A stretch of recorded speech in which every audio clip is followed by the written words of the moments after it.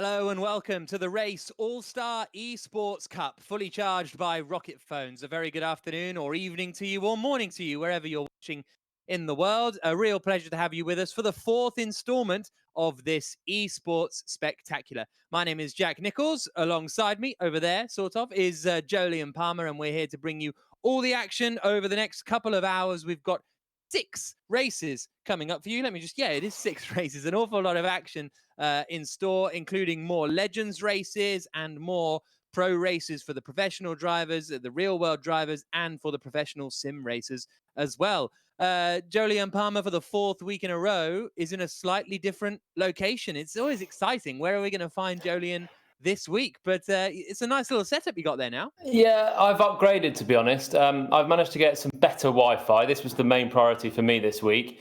And I found myself a nice little office, and now I'm the picture of professionalism. Look, a couple of helmets, raring for action. Yeah, is that the same trophy as last week? Oh, yeah, you spotted the... Yeah, that's the novice trophy's back. The novice trophy's back from Bayford Meadows.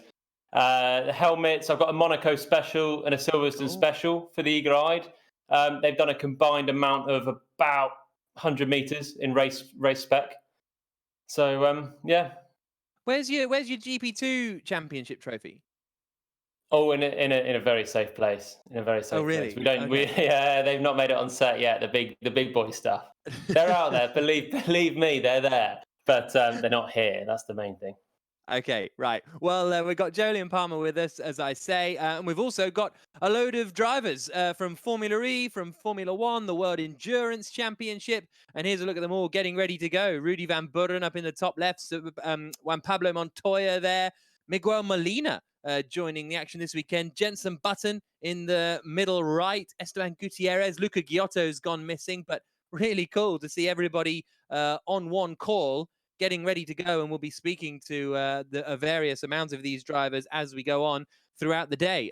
Really cool to be able to see them in action this week. And don't forget to keep in touch, and as well as the YouTube chat, also follow us on social media at We Are The Race, and the website is the-race.com for all of your real world motorsport and esport motorsport news, or esport news, I suppose I should just say. Now, last week, we trialed something a little bit different. We put a load of Legends that you just saw there. That's kind of given the game away that the Legends race is back, hasn't it? But it was certainly a very popular event. It was a load of ex-racing drivers racing in Brabham BT44Bs around Silverstone. And this is what happened. Good getaway from Emanuele. Pirro goes ahead of Juan Pablo Montoya. So Pirro leads. Oh, Montoya's hit him. Round they both go at turn 1. It's like 1973 as they all hit into each other on the exit of Copse Corner. Max Papis is there running in 10th place, right up behind TIAGO Monteiro. Someone's rejoining there, and that's Pirro. Emanuele Pirro has made a mistake at Beckett's, has rejoined the track, and who's that? Spinning back onto the circuit. It's all sorts of chaos further back. Here we go. He's still very close, though. Look to the inside at Beckett's. That'll do. Too deep, though, on the brakes.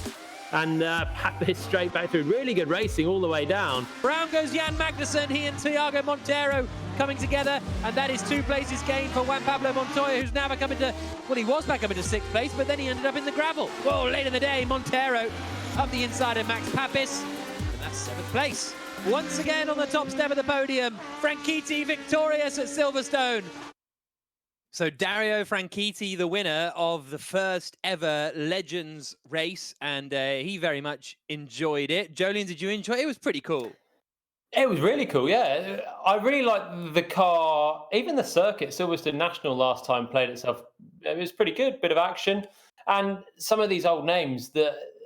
They've not lost it. It was amazing, actually, to see. I mean, Dario's not too long out, but Emerson Fittipaldi was in. Juan Pablo Montoya's been in for a few weeks, but he was quick in the Legends race. So it's impressive to see these guys in a world that is probably not, well, definitely not what they've grown up with. And I'm excited to see what they can do after another week of training as well, basically, because they were all, some of them were quite sort of last minute last week. I think Emerson Fittipaldi just got in that morning, did a couple of hours, and then was sent in to race. So now he's had a week build-up. We'll see whether he's going to be any stronger. Here's a look at the entry list for the Legends race, and you'll notice a few new ones. RUBENS Barrichello, Formula One world champion Jenson Button racing, along with Juan Pablo Montoya, Tony Kanaan, Olivier Panis, 1996 Monaco Grand Prix winner. But I mean, Jenson Button there is the big one, Jolien, isn't it? I mean, a Formula One. I mean, okay, we have a two-time Formula One world champion in Emo, but Button, 2009 world champion, about to race a Brabham BT44. Yeah, this is something that he probably wouldn't have expected at the start of the year. But yeah, it'll be interesting because also Jenson, he's more, recently raced. I raced him last in 2017. He did Monaco, was his last Formula One Grand Prix. And he'll, of course, grown up with simulators, especially in his latter part of his career. So whilst he didn't do last week, I suspect he'll be fairly well dialed in to try and get up to speed with it. Did you have much wheel to wheel with Button? I had a bit actually not in Monaco 2017. Can't remember what happened there. Oh no, he took out Verline, didn't he? Yeah. The 2016 though, yeah, there was a fair amount because the Renault at the end of the year started getting on terms with the McLaren Honda, and it was basically the end of JB's proper Formula One career before that Monaco outing. We had a few scraps. It was nice. JB, yeah, JP. I had more with Fernando, to be honest, in the other McLaren, but yeah, JB, we had a few. Yeah, good stuff. We'll see what JB can do on track today. Now, as far as the real-world racing drivers, the pro competition is concerned, it's going to be the same format as the last couple of weeks. So this is how it's going to work. We're going to have 2 races for the pro drivers, and then the top 5 from those 2 pro drivers' races go through to the final, as do the top 5 from the sim driver race. The remaining professional racing drivers go into the last chance qualifier with Jones Soda, and the top 5 of those go through to the final of the race's All-Star Esports Cup, fully charged by Rocket Phones. Those will be our 20 drivers through to the final. This weekend on the NOLA circuit, the New Orleans, Louisiana circuit is what it stands for. New track for me. Never seen it before in my life, to be perfectly honest with you. I presume you're the same, Jolien? No, one of my favourites. One of my personal favourites, this one. I'll be honest, I had never heard of it. When NOLA, I saw that on the being announced, and I had to do a bit of research. So it seems that it held one IndyCar race in 2015 in swamp-like conditions and never came back on the calendar. But what we don't know from that is it actually a really good racetrack? And maybe we got a chance to find out today. Yeah, I'm looking forward to it. There's lots of straights, lots of overtaking opportunities. We shall see. Now, as for the pro driver competition, let's have a look at the entry list for that. First up is going to be race 1. We'll start with the Legends race, but then we'll be into pro driver race 1. And these are the drivers in Group 1. So we've got the people we've seen before: Esteban Gutierrez, Antonio Felix da Costa, Neil Gianni out there. Mike Epps is going to be a dark horse, the former British touring car driver, because he's a very keen sim racer. Wolfgang Reep, former GT Academy winner. Sean Galal making his debut. Hopefully we'll see him in the race. And because some of these guys, I know that Jack Aitken's been having a few technical troubles this morning, been reaching out for the Twitter world to help. Andrea Pizzitola, the ELMS champion. Senan Fielding from British GT and former British Formula 4 racer. Jack Doohan from Formula 3. Yeah, the list goes on. And I've actually got a little nugget of a fact on Johnny Adam that we can bring in a little bit later, that we seem to talk about every week. The suspense. Yeah. I'm teasing you with that one. So yeah, that's the group for Group 1. As far as Group 2 is concerned for the professional drivers, that is where we're going to see another exciting few additions, actually. We've got Archie Hamilton in there again, Ed Jones, but James Collado, the Jaguar Formula E driver and the man who finished just a point behind Valtteri Bottas in the 2011 GP3 championship, is out there. Miguel Molina, who is a very quick racer, usually at the wheel of a Ferrari GT car, he's going to be out there. Sebastian Priaulx, son of Andy Priaulx, an IMSA and British GT racer, is going to be racing. And then we've got Billy Munger, I think, is due to race as well, the former British F3 racer and Pau Grand Prix winner. And Stefan Wilson and Tristan Vautier from sort of the other side of the Atlantic, where they're most known, I suppose. But great to have them joining the fight. Luca Giotto as well, Formula 2 racer. So every week, Jolien, we're just getting that one or two extra little additions to the field, which are really cool. Yeah, it's great. Yeah, I'm pleased to see Stefan Wilson actually back in it, and Tristan Vautier, as you said, the two that have made their name more in America. But Stefan was a BRDC McLaren Autosport Young Driver of the Year back in '07, and I raced him back then in FPA, the brother of the late Justin Wilson. So I'm excited to see what he can do. And as you say, and there's a whole host of names. It's a really good lineup. And as for the sim races, let's have a look at who's going to be in the entry list there. Again, sort of same old faces. Bono Huis, winner last time out. Rudy van Buren is out in the pro driver category. Joni Tormela, excited to see what the Finn can do. He's been very strong in the F1 Esports Pro Series, but has finally made it into this race. And who was the other one I was excited to see? David Greco. See what David Greco can do, because he was very rusty at his first race in a long time on R Factor 2, last time out at Silverstone. So he qualified well, but then slipped back through the order and said himself that he was dusty. So rusty, and we'll see what he can do. But the competition between these guys is so tight, and I don't think today will be any different. No, wouldn't have thought so. 3 different winners as well so far. Bono Huis winning last time out. Kevin Siggy's been absolutely rapid, but has yet to actually get a win to his name in the grand final. So I'm sure he'll be out for revenge this time. But again, this field, the sim races, is the most competitive because this is their bread and butter, unlike the pro drivers who are not as used to the slight differences and the quirks of sim racing. But it's so competitive. It's really good to watch. So the way that the schedule today is going to work is that qualifying for the Legends race, the first Legends race, is going to be getting underway in just a couple of minutes' time. And then we'll have Legends race 1 at 5:20 British summertime.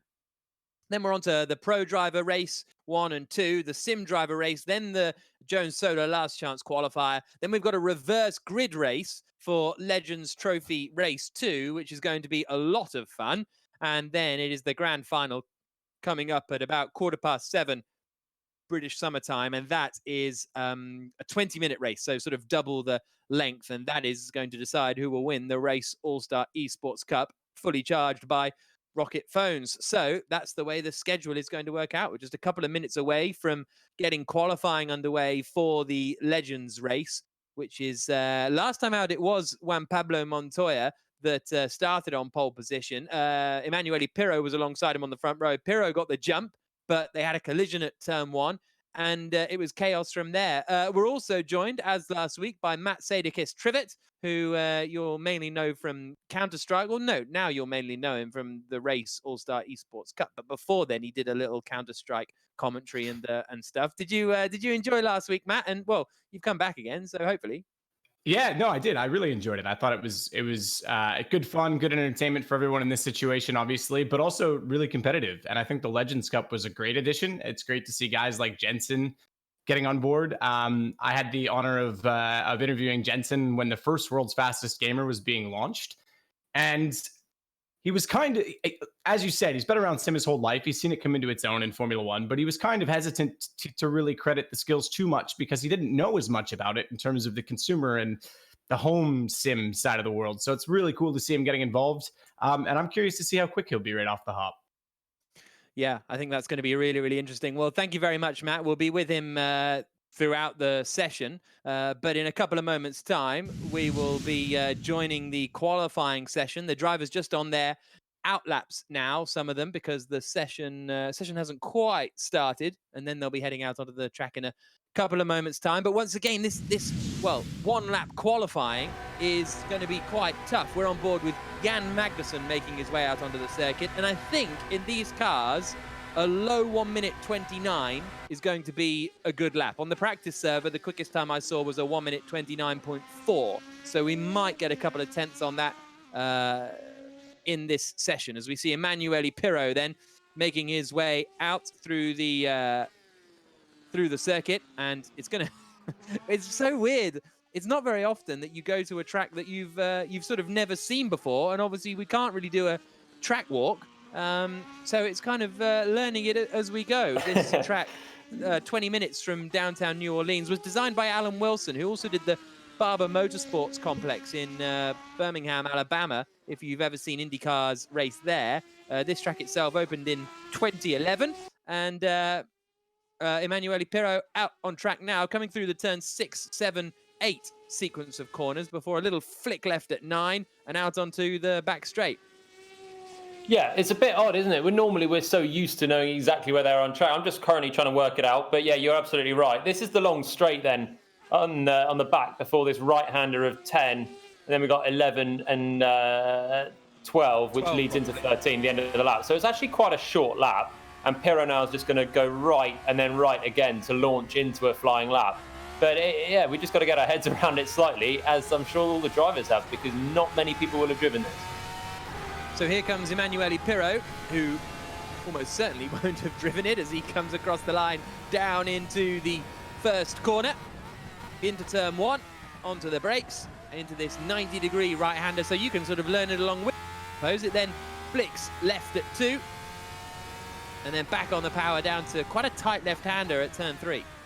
Yeah, he was really fighting the car as well through 2, just a blend out of the throttle and a load of oversteer. Look at the wheel again.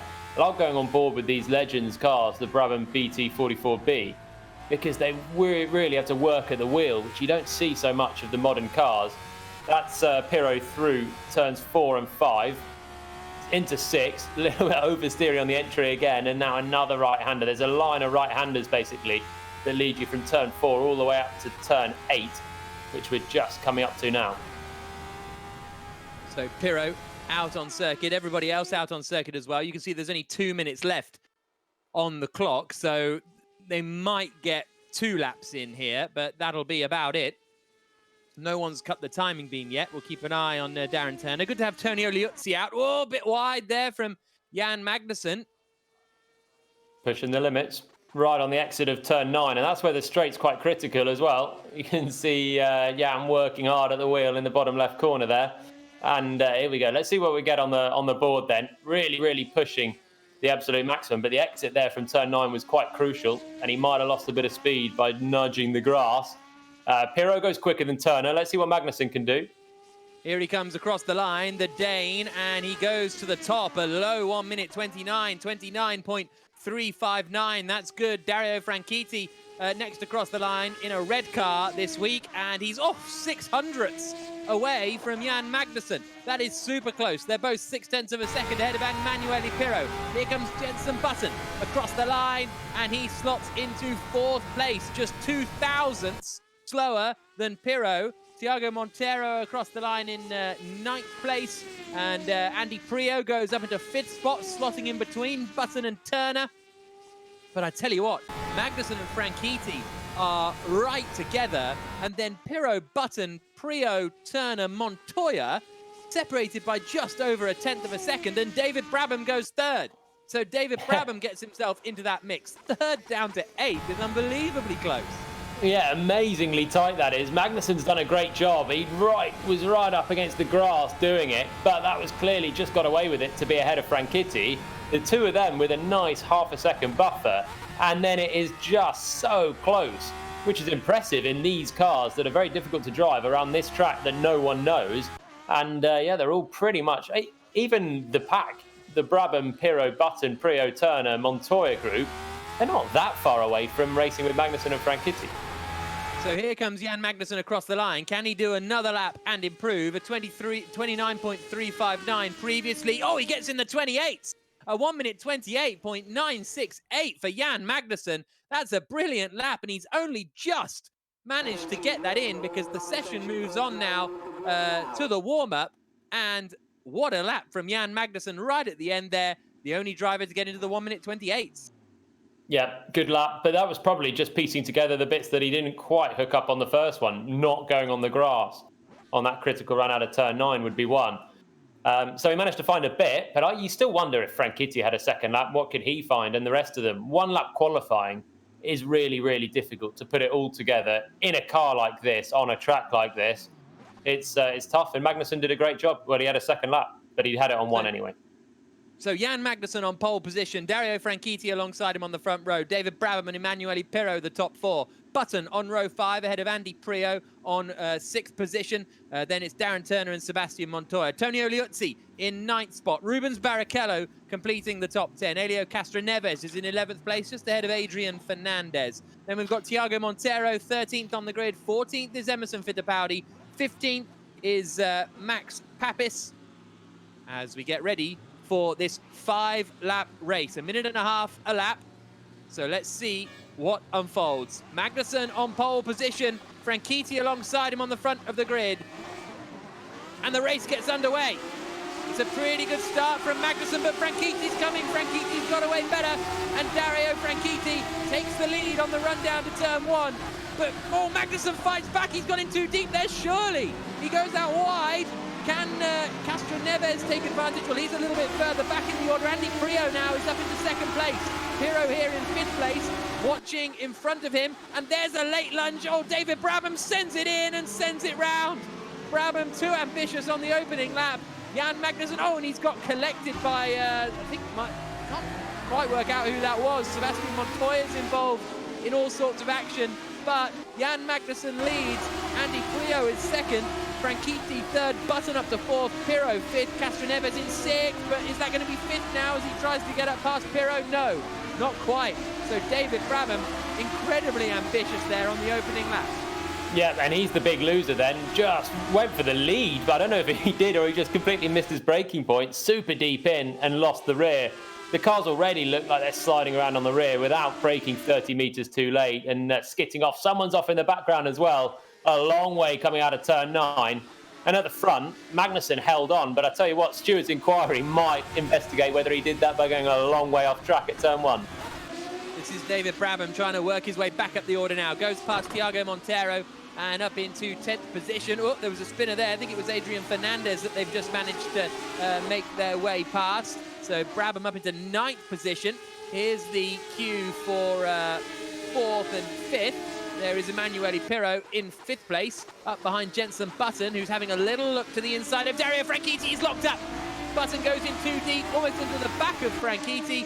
Holds on to 4th place for the moment, but he's got Emanuele Pirro right behind him as they come out through turn 2. And Button not making a move or able to hold on ahead of Pirro this time around. Yeah, on the absolute limit down at turn 1, but he's right onto the back of Franchitti again, and Franchitti not troubling the apex too closely there. Button looking for a late apex, which should give him better drive on this short straight now, up towards turn 6, then 7, and then we've got 8 and 9, the right-left, into the back straight. They go all abusing track limits a little bit. Franchitti ahead of Button, and then we're on board with Emanuele Pirro in 5th place. Button, I mean, he's concentrating so much at the wheel. I like these driver cams just to see how unflustered they are. Pirro can't have been too unflustered there, getting that sideways through turn 9, though. No, absolutely not. So lap 2 of 5, Jan Magnussen leads the way. Andy Priaulx 2nd, Franchitti 3rd, Button 4th, Pirro 5th. Of course, it's Juan Pablo Montoya in this race. His name says Sebastian Montoya, but it is, of course, Juan Pablo, because he's the legend. No offence to Seb. But there you can see Jenson Button in 4th place, about to come across the line to start lap 3 of 5, trying to close in on Franchitti in front. We're on board with Max Papis as he tries to pass Antonio Liuzzi a bit further down in the order at the moment.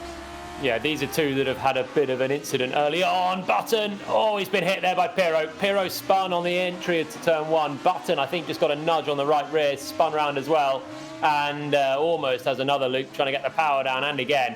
And that's the two of them dropping down. Pirro's still in 6th, but Button's fallen down to 9th, and that promotes Castroneves and Barrichello back up. Okay, so that's a real shame for Jenson Button then. And here's a look at the replay. Coming around the right-hander down towards turn 1. Basically, keep your eyes out for the car behind Jenson Button on the run down into the first corner. The sort of purpley car of Emanuele Pirro onto the brakes into the right-hander. And yeah, well, I'm not. Yeah, Pirro went for the move, but ambitious.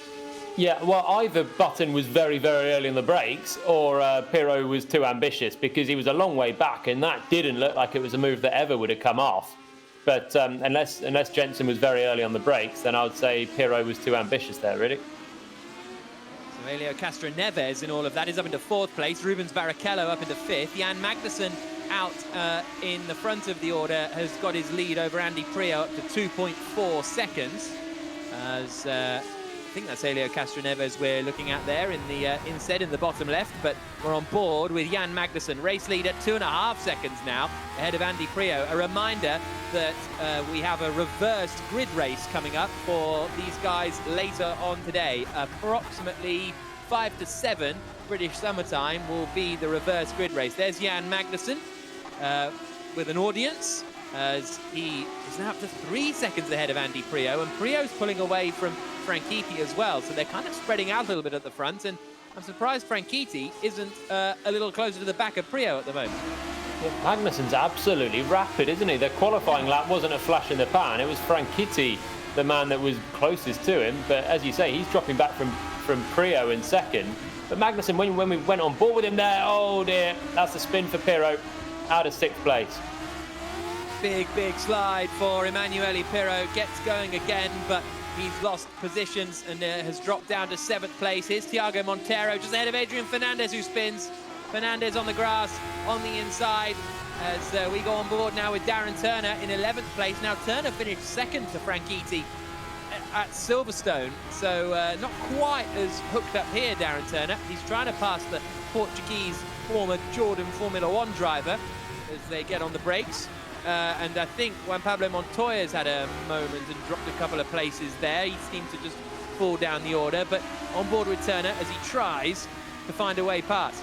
Such a cool looking car. Just look how difficult the cars look to drive. They're on board with Turner, and it's just going everywhere, just on the lock stops, trying to catch oversteer moments. That's really close, too close. Barrichello into the back of Castroneves. Oh, and here's Pirro trying to get into the back of Brabham, and they both came across those 2 spun cars at the first corner. So Magnussen now 3.8 seconds up the road from Andy Priaulx. Oh, and there goes Castroneves. He's fighting with David Brabham in front over 4th position. This is allowing Franchitti's 10 seconds up the road from 4th place now, as these guys get very leery in this fight. How has David Brabham managed to get up to 4th place again in all of this? He went for the lead on lap 1, super overly ambitiously. Oh, that's a bit ambitious as well from Pirro, who looks like he's overdriving with every corner. But yeah, Brabham now is back up to 4th, 14 seconds off Magnussen. His pace must be pretty good in this, David Brabham. If only he didn't have that spin early on, he might have been able to threaten. Very good from Wayland Yutani on the YouTube chat. Pirouette. And oh, we've nearly got another one there as Pirro gets out on the grass. But here's Jan Magnussen, former F1 driver, huge success in sports cars, and now a winner in the Legends race at the Race All-Star Esports Cup. Magnussen across the line, and he loves it. Absolutely loves it. What a great win. Here's Juan Pablo Montoya in 6th position, trying to go around the outside of Pirro at the final corner. Almost a drag race towards the line. I think Pirro is just going to hold on to 5th position. Priaulx 2nd, Franchitti 3rd, and then they have a nice little shunt after the line. Oh, and everyone's shunting after the line. Button got back up into 9th place, but he had good pace early on, didn't he? Yeah, he had a good race, but just that incident. I mean, Pirro, to be honest, in that race was out of control more than he was in control. I think it was yeah, 5th place finish somehow, but a couple of spins, really wide off track. He kind of took out JENSON as well down at turn 1. So he's got the pace, and he showed that last week as well, but maybe a little bit incident prone right now.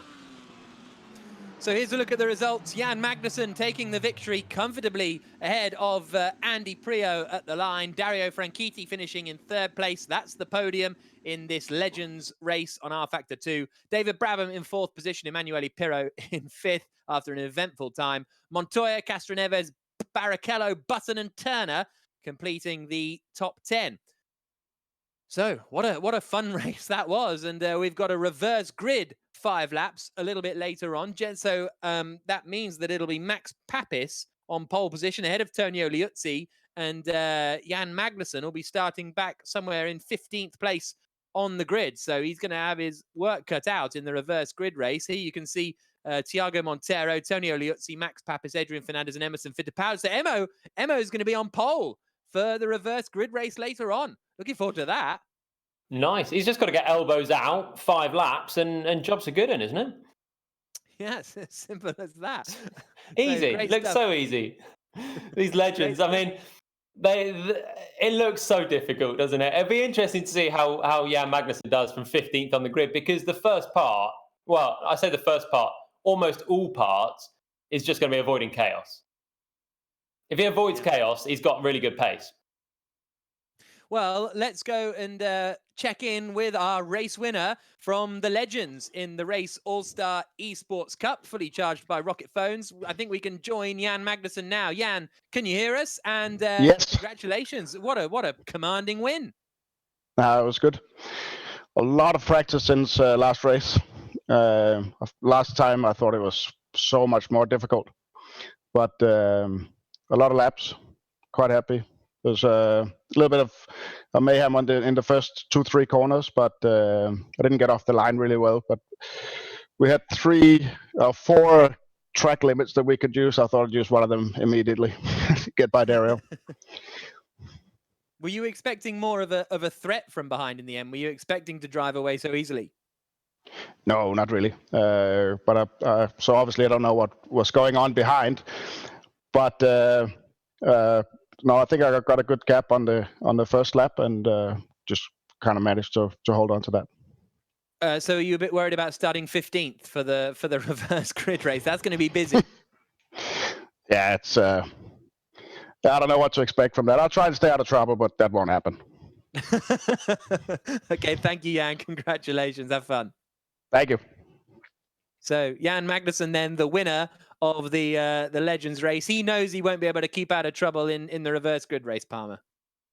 He won't, will he? It's just so chaotic that if he has one bit of trouble, that might be good. But with his closest rivals will start 14th, 13th, and 12th. So there's no one out front. I mean, to be honest, Jenson Button, who starts 6th, he had good pace, and he might be a threat for this reverse grid race because. The rest of the real pacemen are going to be starting 15th, 14th, that sort of area. There's a lot of cars to pass. Yeah, it's going to be really, really entertaining. So make sure you join us for that in about an hour and 20 minutes time. But now our attention turns to the pro competition. And the first up is going to be our real world racing drivers. Qualifying for that will be underway in just a couple of minutes. But let's check in with Sadekist after that Legends race. That was great fun. I wanted a bit more of that, actually, and we're going to have more of that later. But was it what you expected? PIRRO for being so critical of Montoya last week. Oh, I don't know if he took lessons from Montoya on sim, but he was all over the place. He still had pace despite overdriving. But I love what Magnussen said about, it was kind of like watching rallycross. He takes one of his track limits, a bit of a joker lap maybe. And he got ahead and stayed clean, and that was key. So you're right. I think reverse grid is going to be a whole different game. I think guys like PRIAULX and Brabham, if they can maybe keep it clean as well with a little bit better starting, I don't think Magnussen's going to have an easy time. A lot of people on the chat saying that after the race at Silverstone, PIRRO said he was off for a beer. Maybe he had the beer before the race this time. Maybe that was the strategy. Maybe after and before this, last one and this one. I'm not sure.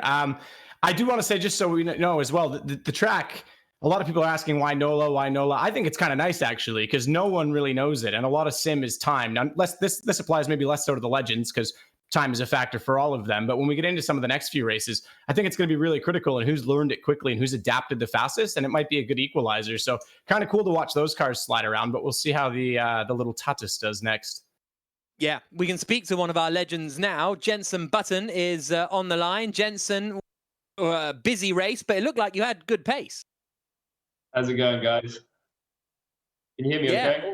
Yeah, we can hear you. Can you hear us? How was that for you? It looked, just unlucky, really. Trying to work out all the systems was the biggest issue for me. So with qualifying, I didn't get out until late because I didn't understand it was time to go. So that didn't help. And then the same for the start of the race as well. I turned it on to the start line just as the lights went out. So got a really bad start. But yeah, it's really good fun. These cars are tough to drive. And PIRRO gave me a little tap at turn 1, which turned me around. I think it was in lap 2. So yeah, fighting from the back, but it was good fun, and it's a good experience, and hopefully the second race will be a little better. Well, yeah, you'll be starting a little bit more towards the front for the second race, and you'll know what to do in terms of, you know, starting the race and stuff. Yeah, I did feel that a couple of people in that race on the last lap, because they weren't doing well, might have slowed down a little bit so they could get a good grid for the second race. I just thought it was really fast and overtaking everyone, but I think that's what all the tricks coming out. Thank you for speaking to us, Jenson, and we'll see you for the race later. Cheers. So there, Jenson Button after a busy race, but yeah, it's things like that. Because he did pop. I noticed someone not on the grid until right before the lights went out. Turned out it was Button. Yeah. So this goes to show really that where we got to start and why the real races, the pro races, struggle compared to sim races. There's the technicalities as well. And Jenson was a late addition, didn't do last week. He's got a bit to do. Also, it's interesting that these are the legends, right? So they've achieved a lot in motorsport, and they've achieved that because they're quite switched on. And when they probably heard there was a reverse grid race, they thought, you know what? There's no point in finishing 7th in race 1. Let's finish at the back, and we'll have a good race in race 2. So yeah, some smart tactics. And if you want to hear more from Dario Franchitti on this whole real world drivers joining the esports world, you can download a new podcast from The Race all about esports. Head to therace.com. I think it's on Spotify and other podcast providers. Not sure it's on iTunes yet, but you can get it from most places where you get your podcasts. Dario Franchitti's on it, Jimmy Broadbent's on it, Claire Cottingham's on it, and I'm on it as well. So that might put you off, but it was really interesting actually to chat to Dario about getting into esports. Now, here are some professional drivers, some real world drivers out on circuit now with 4 minutes to go. Neil Jarni out on track, but also in this group, we've got Antonio Felix da Costa, we've got Bradley Smith, Harry Tinknell, James Davison's always a front runner, Mike Epps is one to watch out for, and Sean Galal and Wolfgang Reep as well. So I'm excited to see what these drivers can do now. These are out in the Tatus PM18s, which are junior single-seater race cars from the United States. And you may remember in the first race, we used Formula One cars from 2011 or 12. Can't remember off the top of my head. And we felt the racing wasn't quite that great because of the aerodynamics and the dirty air and stuff. So we moved to these sort of slightly less powerful cars, and as a result, we've been in for some good racing as we go on board with Esteban Gutierrez now, and he heads down towards the right-hander of this is 8 and 9, and then out onto the back straight. No, it's not. It's down at the last sequence of corners at 12 and 13. We'll get there eventually. Yep, here goes Gutierrez, then just winding it up out of the final corner. And is he just starting a lap or is he just finishing a lap? 3 minutes left on the clock, so presumably a little scratch of the chin as he heads down to turn 1 to launch into a flying lap. Let's see what he can do then in the Tatus, and let's see how nice and smooth this looks compared to that Brabham that the legends have all been racing. Gutierrez barely a adjustment of the wheel other than just turning it into to 1 and 2. Easily through turn 2 as well, whereas the legends were all fighting their cars through that left kink, and it all just looks a little bit more sedate. But you're right, compared to the 2012 F1 car that we had for week 1, this Tatus has lent itself really well to racing. It's a little bit easier to drive, it's got more downforce, less power, but when we get to racing, that is really good stuff. Slipstream battling has been the order of the day really.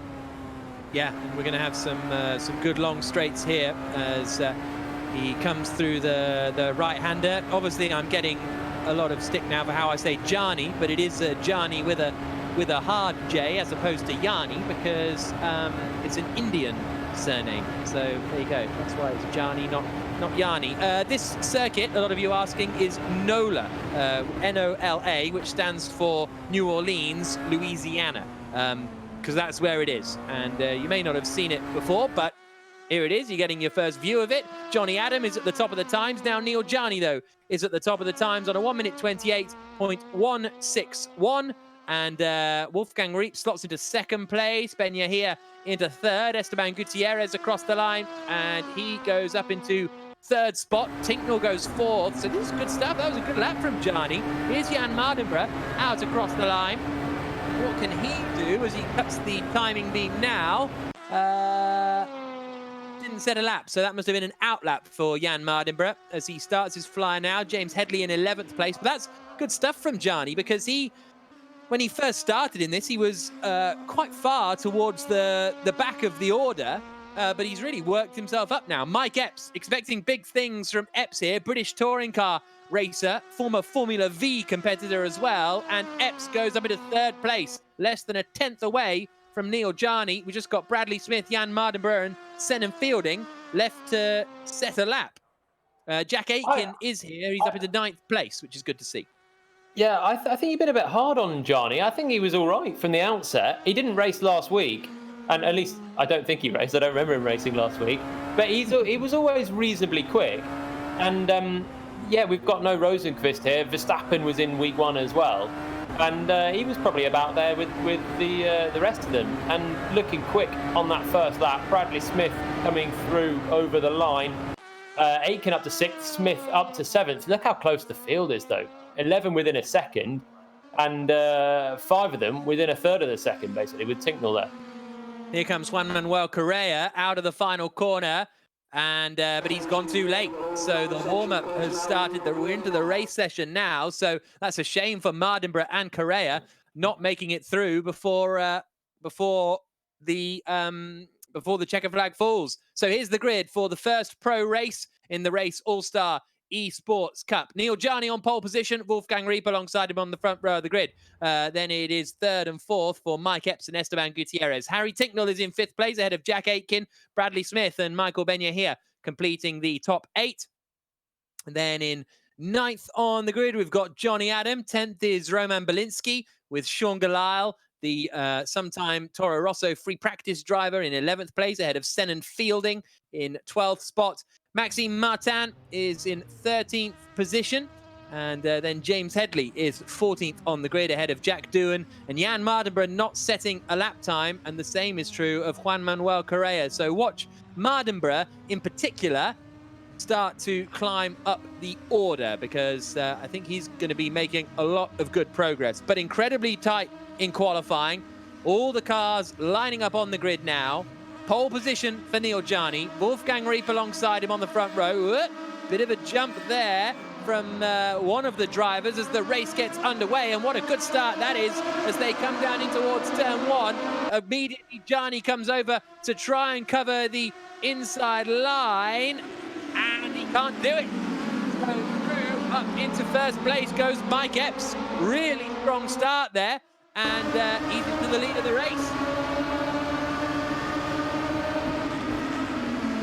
Down towards turn 2, Gutierrez trying to climb up the order, but he can't quite make any progress as we go on board with Gutierrez in 4th position at the moment. There's a yellow flag out there, so someone's had a bit of a moment. And but it is Mike Epps leading the way, Neil Gianni in 2nd, Wolfgang Reip in 3rd, Esteban Gutierrez in 4th. Yeah, Gianni just got a bit pincered there down to turn 1. It was a great start by Epps. Wolfgang Reip was right there as well. And Gianni kind of didn't brake late enough, basically. It looked like Epps was going to fly too far past the corner, similar to Magnussen in that Legends race. But he stopped, made it well, and he's got the lead. On board with Bradley Smith in 5th position, trying to get involved in the fight. The right-hander at 12 and 13, and then out some of them going really wide over that curve, some of them not trying to abuse it too much as we start lap 2 of 5. A reminder that the top 5 advance through to the final at the moment. That's Epps, Gianni, Reip, Gutierrez and Smith, and there's the move from Gutierrez up the inside of Wolfgang Reip, and he's now under pressure from Bradley Smith behind. Smith side by side as they come down into the left-hander.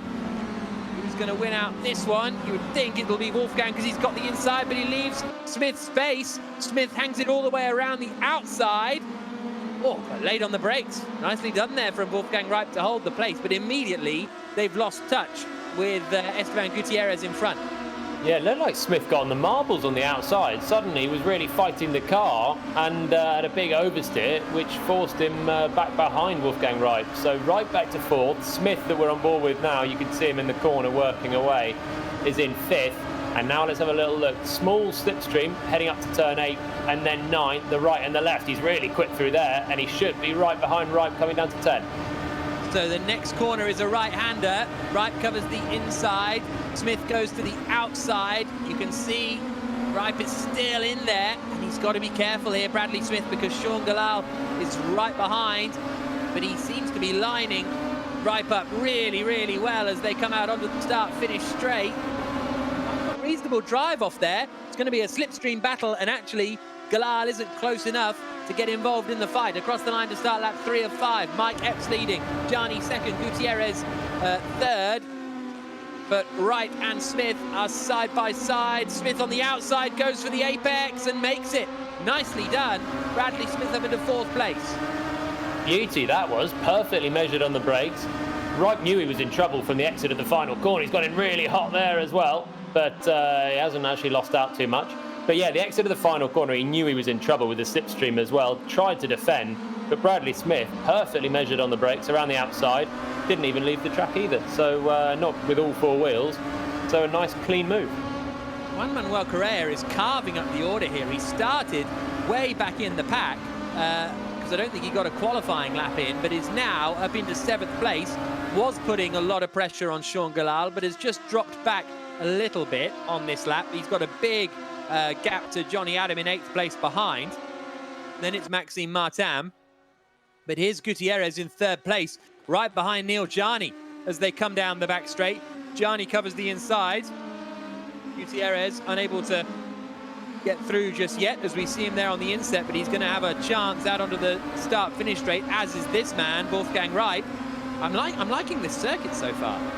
It's all right. It's lending itself quite well to a good bit of racing. Gutierrez is really quick. He's another one similar to Gianni that was sort of been mediocre in his performances so far, but he's got quick. And here, Wolfgang Reip behind Bradley Smith. Oh, late defense from Smith, and Reip has to take evasive action. Can he get it stopped for turn 1? He sent the brake markers scattering. That felt like a bit of a late move there from Bradley Smith. It looked as though he wasn't defending, and then all of a sudden, he kind of swerved across to close the door. Yeah, I think the stewards would be looking at that one for Bradley Smith. Let's have a replay then. Wolfgang Reip had a nice big, look how close he was coming into the final corner. That's in the back of shot. We're looking at Gutierrez. But just behind, he had a big slipstream again, and it looked to me like Smith moved far too late, and Reip basically had to take avoiding action. So we're seeing a replay of Gutierrez here. Does he make a move for 2nd place? I think he does. So I think that's what the replay of is. While we were seeing Reip all over the show, Gutierrez got past Gianni and is now up into 2nd spot. So Mike Epps is leading on lap 4 of 5. 2nd is Esteban Gutierrez. 3rd is Neil Gianni. And 4th, it's on my screen, says it's Jack Doohan, and there's why. Bradley Smith's out. Yep, Smith's had a spin, and he came together with someone else as well. So I wonder if that was Wolfgang Reip. Let's wait and see where he is. But they came together, exit of turn 9, and Reip is still in 9th. Gianni's in 3rd, but Juan Manuel Correa now is up to 4th.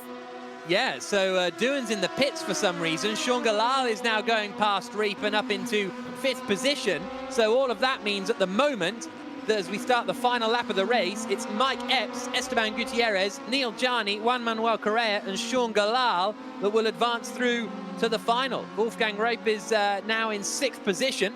7th is Maxime Martin, 8th is Senan Fielding, then it's James Headley and Johnny Adam, the rest of the top 10. And oh, and there's the late move from Reip up the inside, trying to get Sean Galal, but he can't quite do it. He knows that this overtake is key. If he gets ahead of Galal, he's going straight through to the final. If not, he's got to try and get through in the Jones Soda last chance qualifier. He's still sliding it through. He's so close. He's going to get one big chance in a moment where they flash through 8 and 9. Galal already defending into 8, the right-hander. And Wolfgang Reip just needs to stay with him through here, and there'll be a nice long run up to turn 10. And this is it, all or nothing. Sean Galal's hands we're seeing there in the bottom left, but he's seeing Wolfgang Reip come right alongside him, and Reip turns in and there's contact. They both slide and Reip makes the move.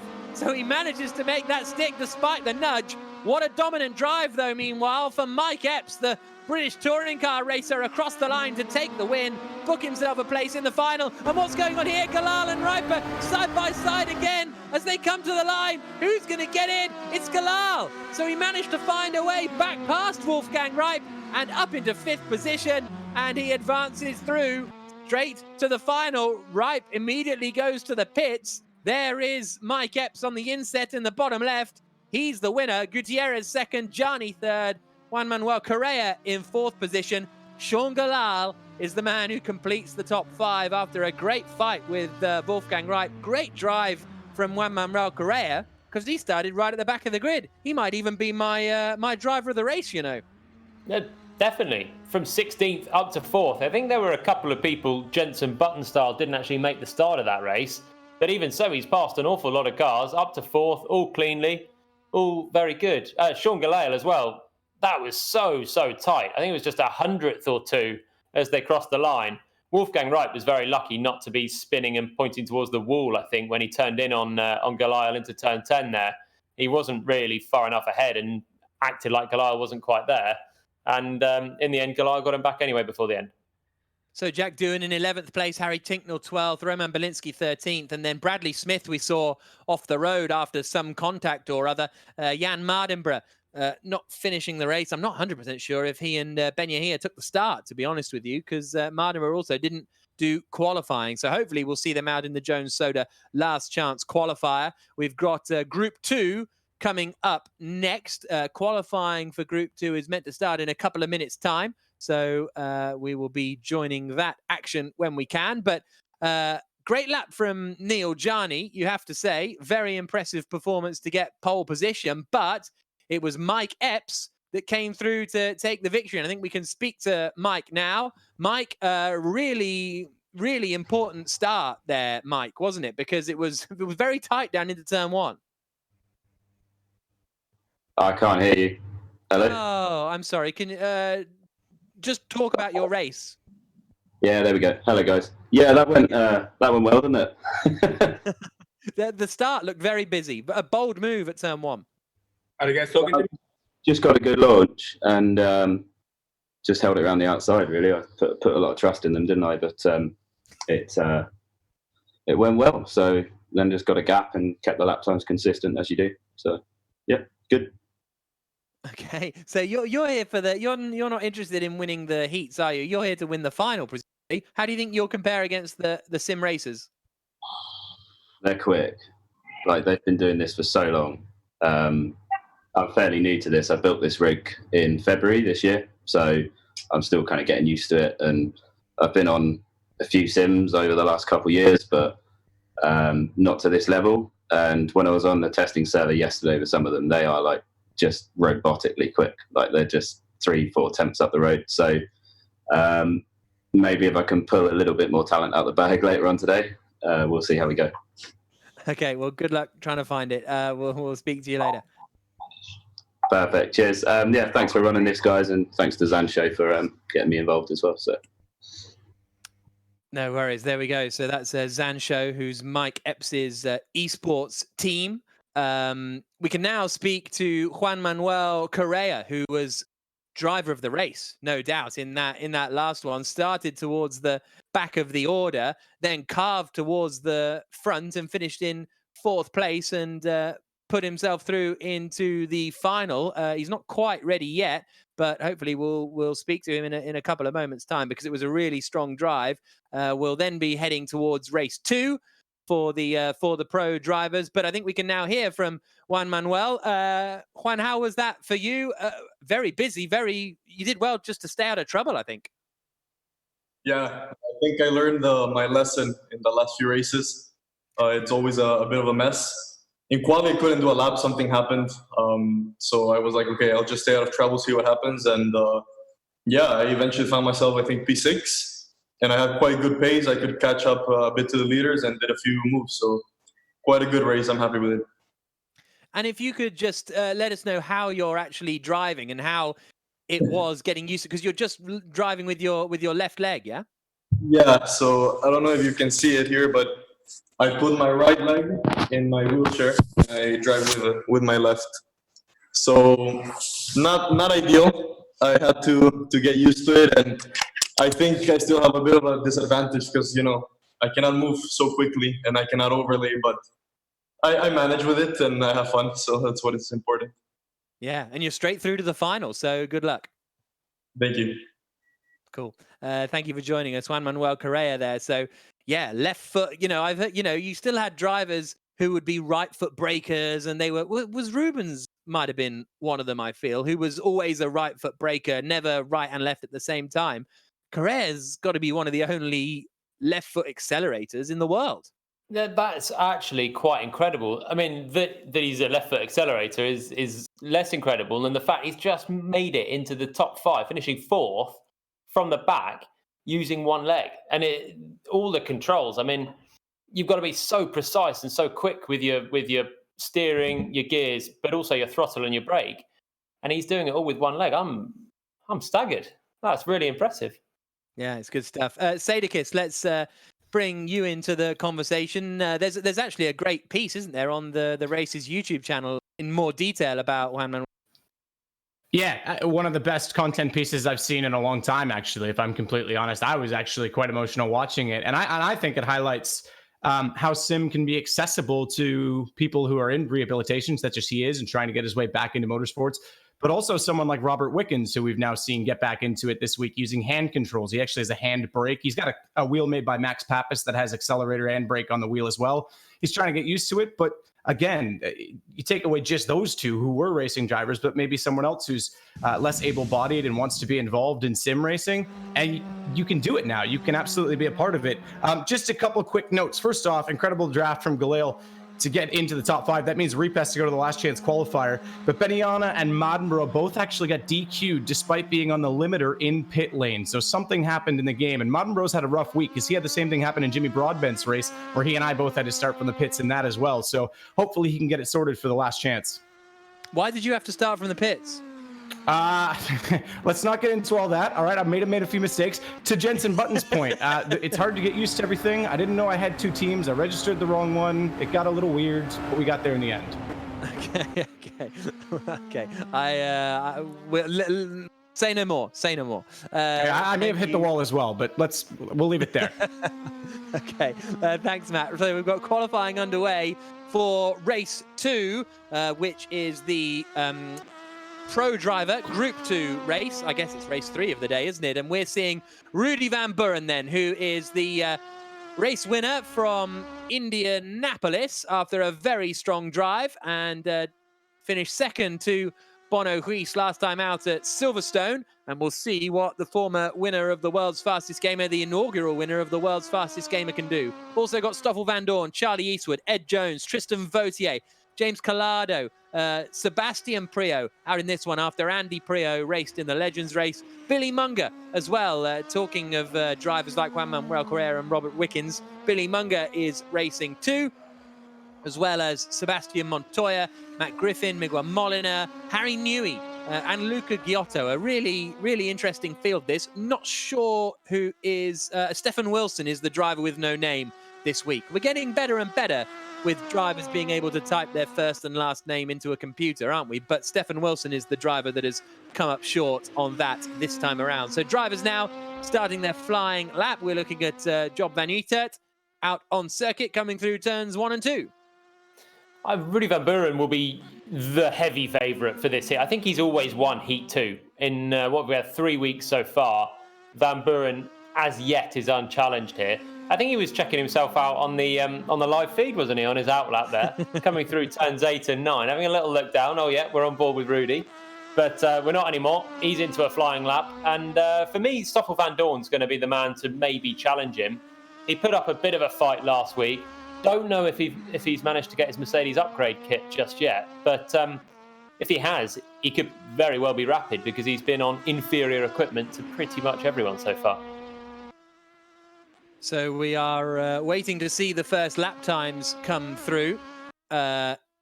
Job van Uitert, as I said, and I'm going to get criticism for how I say that because I've got no idea how to say it, to be honest with you, is a 21-year-old Dutch driver who races in LMP2 in the European Le Mans Series, finished second actually in the 2017 Italian Formula 4 Championship. So that was a reasonable result. So yeah, he's a young and up-and-coming driver. Marcus Armstrong for the Prema team was the driver that won that championship. So that's a reasonable CV so far for young Job. But Rudy Van Buren has gone to the top of the times, 8/10 quicker than Job. A 1:27.5 for Rudy Van Buren. Giotto into second place as the lap times really start to fly in now. We're watching Stoffel Van Dorn go second, just under 6/10 away from Van Buren. Here's James Collado, Formula E racer now for the Jaguar team and World Endurance driver for Ferrari. He comes out and across the line. Where's this going to put the man from Worcestershire? It is 11th place for Collado, ahead of Miguel Molina and Archie Hamilton and Harry Newey. Matt Griffin, former British GT racer and World Endurance Championship racer. Griffin goes up into 14th place. We've just got Stefan Wilson and Billy Munger to come. Here comes Wilson. Where will he slot? Cuts the timing beam. And it is up into 10th place. And Ayala Agren as well goes into 17th place. 30 seconds left on the clock. And Rudy Van Buren is on provisional pole. Big jump from Van Buren to the rest of the pack. But from then on, it's pretty close, actually, isn't it? Yeah, Giotto's done a good job there in third, considering this is the first we've seen of him so far. So Van Dorn, I said at the start, I think he has got an upgrade package from where he was a couple of weeks ago at least. But still not able to get on terms with Van Buren, who I think might have just improved again. So, there goes Ed Jones up into third as well. So it's quite tight behind. But Van Buren, he's a bit too rapid for this heat, really. And he's shown it once again. Sebastian Montoya gets up there into 10th position. So that's the end of qualifying for the Pro Race 2. And it is Rudy Van Buren that will start on pole position for this next 5-lap race. And the drivers will be heading to the grid in just a couple of moments' time. And it's going to be Rudy Van Buren on pole position. Same format as before. The top 5 advance straight through to the final. So here's the grid for the Pro Driver Race 2. Van Buren on pole position. Stoffel Van Dorn alongside him on the front row. Ed Jones in third, ahead of Charlie Eastwood in 4th position. Then it's a good job, as you say, by Luca Giotto in 5th place, ahead of Job van Uitert in 6th position. Gabby Chavez, Indy Lights champion, is in 7th place, ahead of Sebastian Priaulx, who is a young racing driver making his way in the junior ranks at the moment. Harry Newey ahead of Sebastian Montoya. Stefan Wilson in 11th place. Archie Hamilton is in 12th. Then we've got Lachlan Di Francesco in 13th, ahead of James Collado in 14th place. Miguel Molina is in 15th on the grid, ahead of Matt Griffin, 2 Ferrari GT races, in fact 3 Ferrari GT races, all alongside each other in 14th, 15th and 16th. Tristan Vautier down in 18th on the grid. Billy Munger in 19th spot as we get ready for the race to get underway. Wait for the lights. Here they come. Pole position for Rudy Van Buren as the race begins, and it's a reasonable start for Rudy Van Buren on the run down into the first corner. He's managed to hold the lead. Van Dorn immediately slotting into second position. They all start to span out into turn 1, but Van Buren holds the lead. Van Dorn in second, Ed Jones third, Charlie Eastwood 4th. So no huge position changes on the opening couple of corners. No, Van Dorn did the sensible thing and just tucked in behind Van Buren. Someone's gone in a bit deep there. I think it was Charlie Eastwood went wide down at turn 3. But yeah, Van Buren and Van Dorn, the sensible job, not fighting each other. 1-2. And again, this is just the heat, so the top 5 go through to the final, which is what they're both after, so long as things go to plan. And so far, so good. They're still first and second.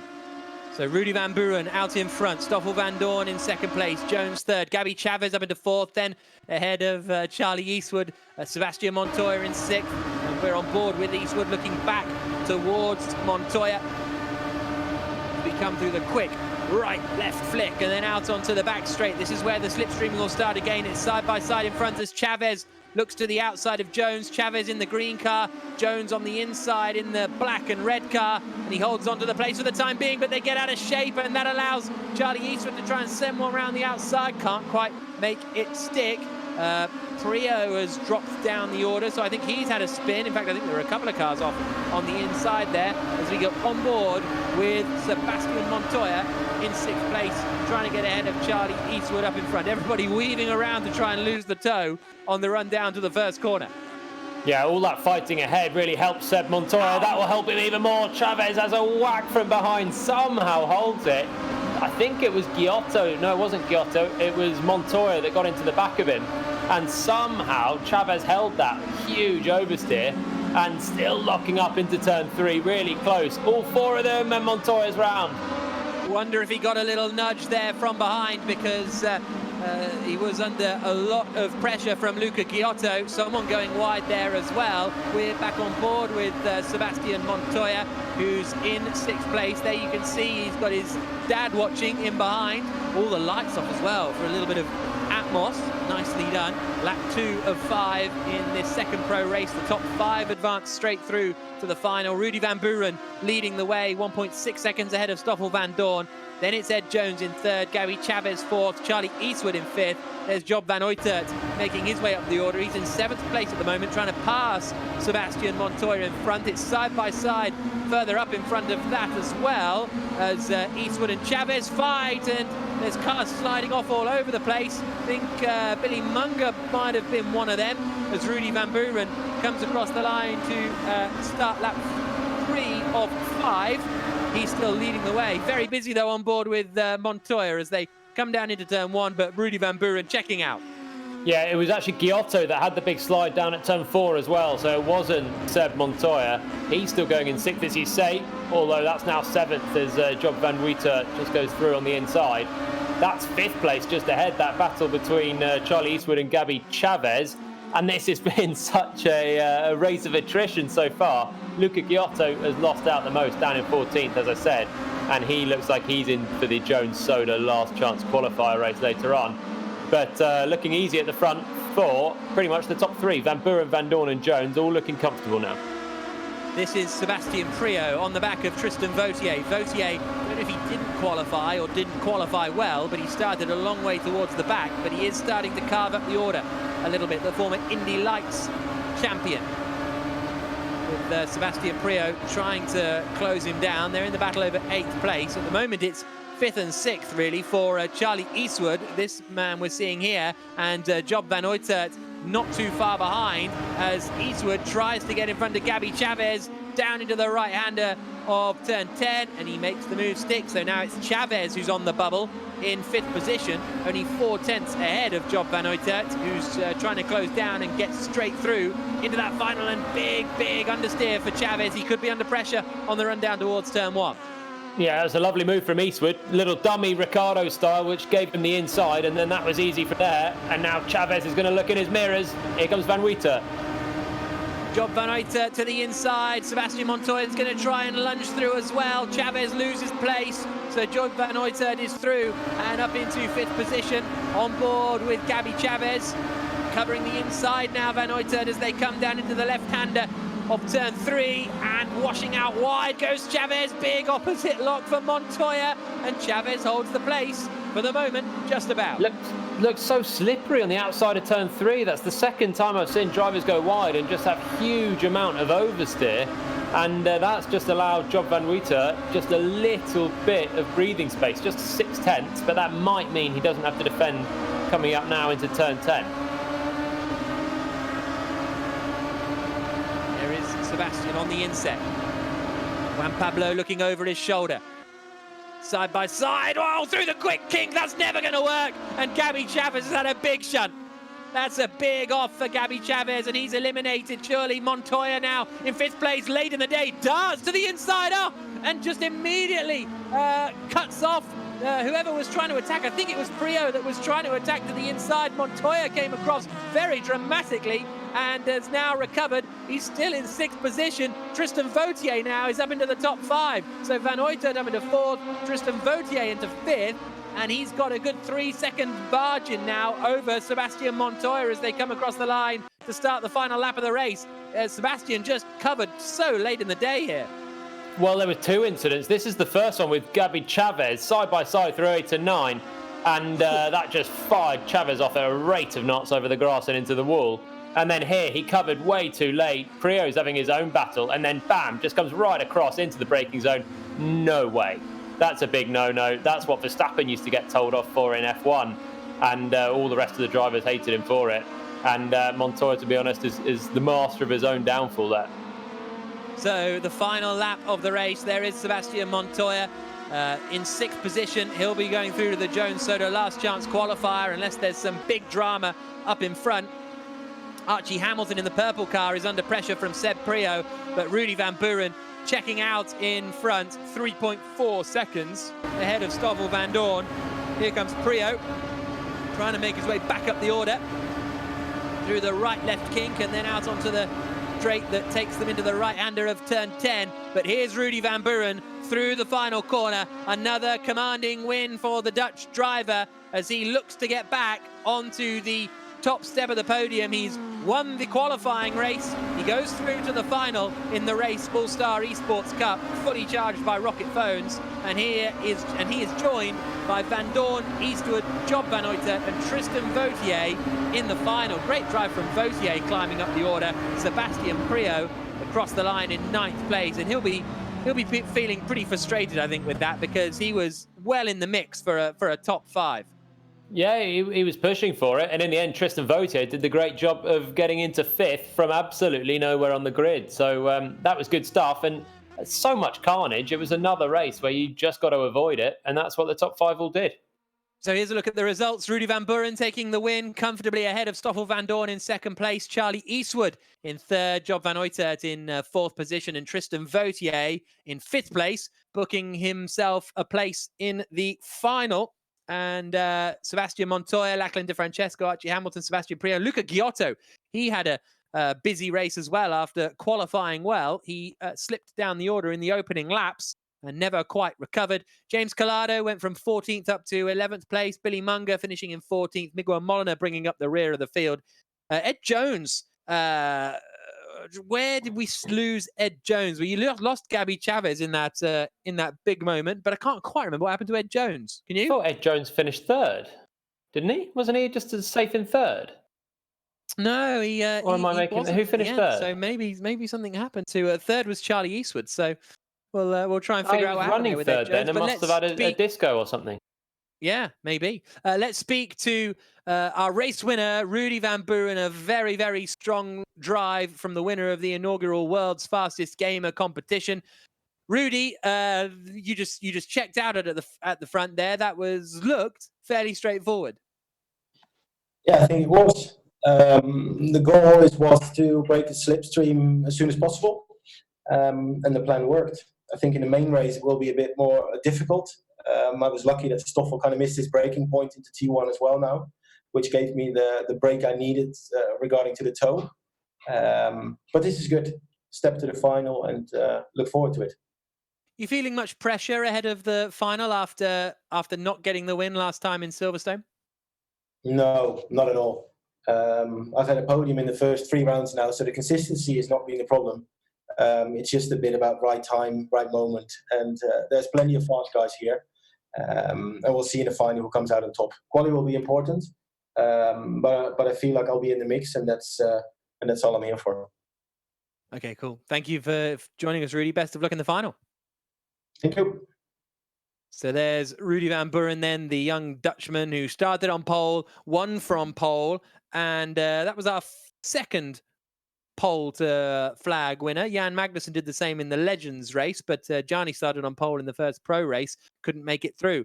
I feel like we're seeing very busy races here compared to the last race. We've also got Stoffel Vandoorne joining us now, who, remember, last week said Jolyon Palmer was not a motor racing legend. So let's not forget that. He's probably changed his mind now, though.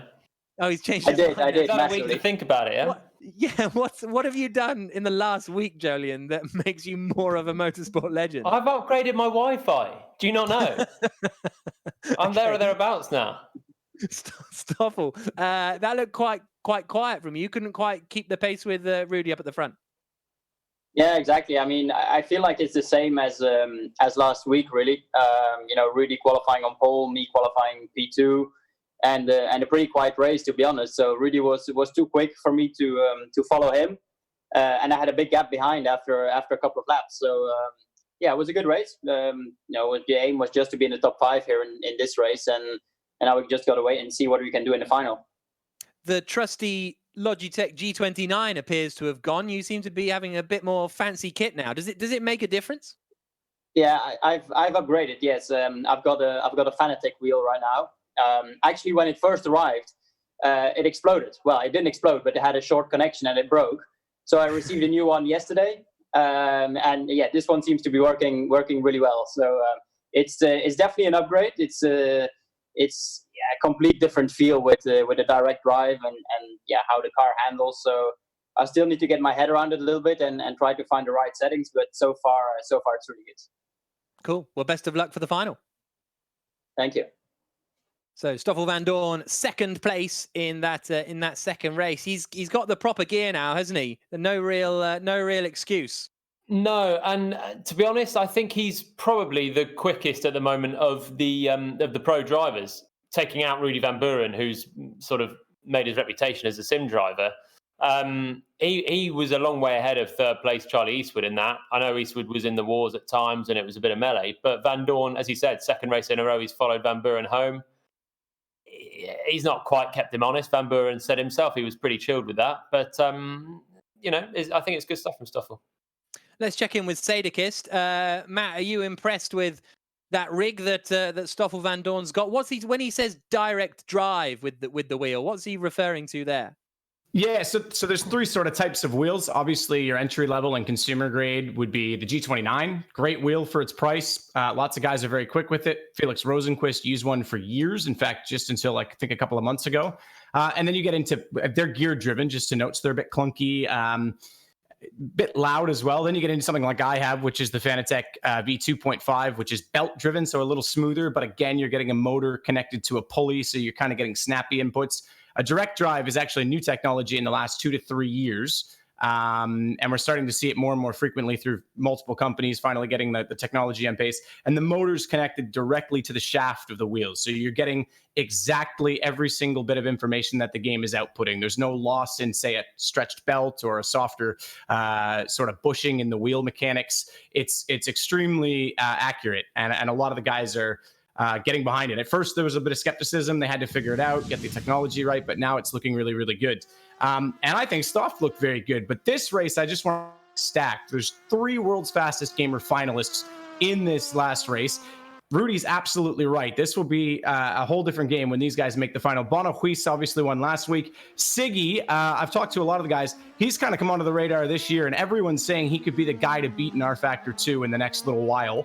And then you've got Maximilian Bateke, was a finalist at World's Fastest Gamer just this past year, and he's arguably the greatest iRacer of all time, and he's joined in this week. So, and then Tormala, I haven't even mentioned him. I mean, this is a stacked field. Yeah, this is going to be some seriously intense stuff. Thank you very much for joining us, Sadekist, and thank you for the wheel insight. That was really, really good stuff. What do you use, Jack? What wheel do I use? I have a Logitech G920, which is basically the G29, but is also compatible with Xbox for when I want to do some simcading, like F1 2017 or Dirt Grid or something. Multi-purpose. Yeah.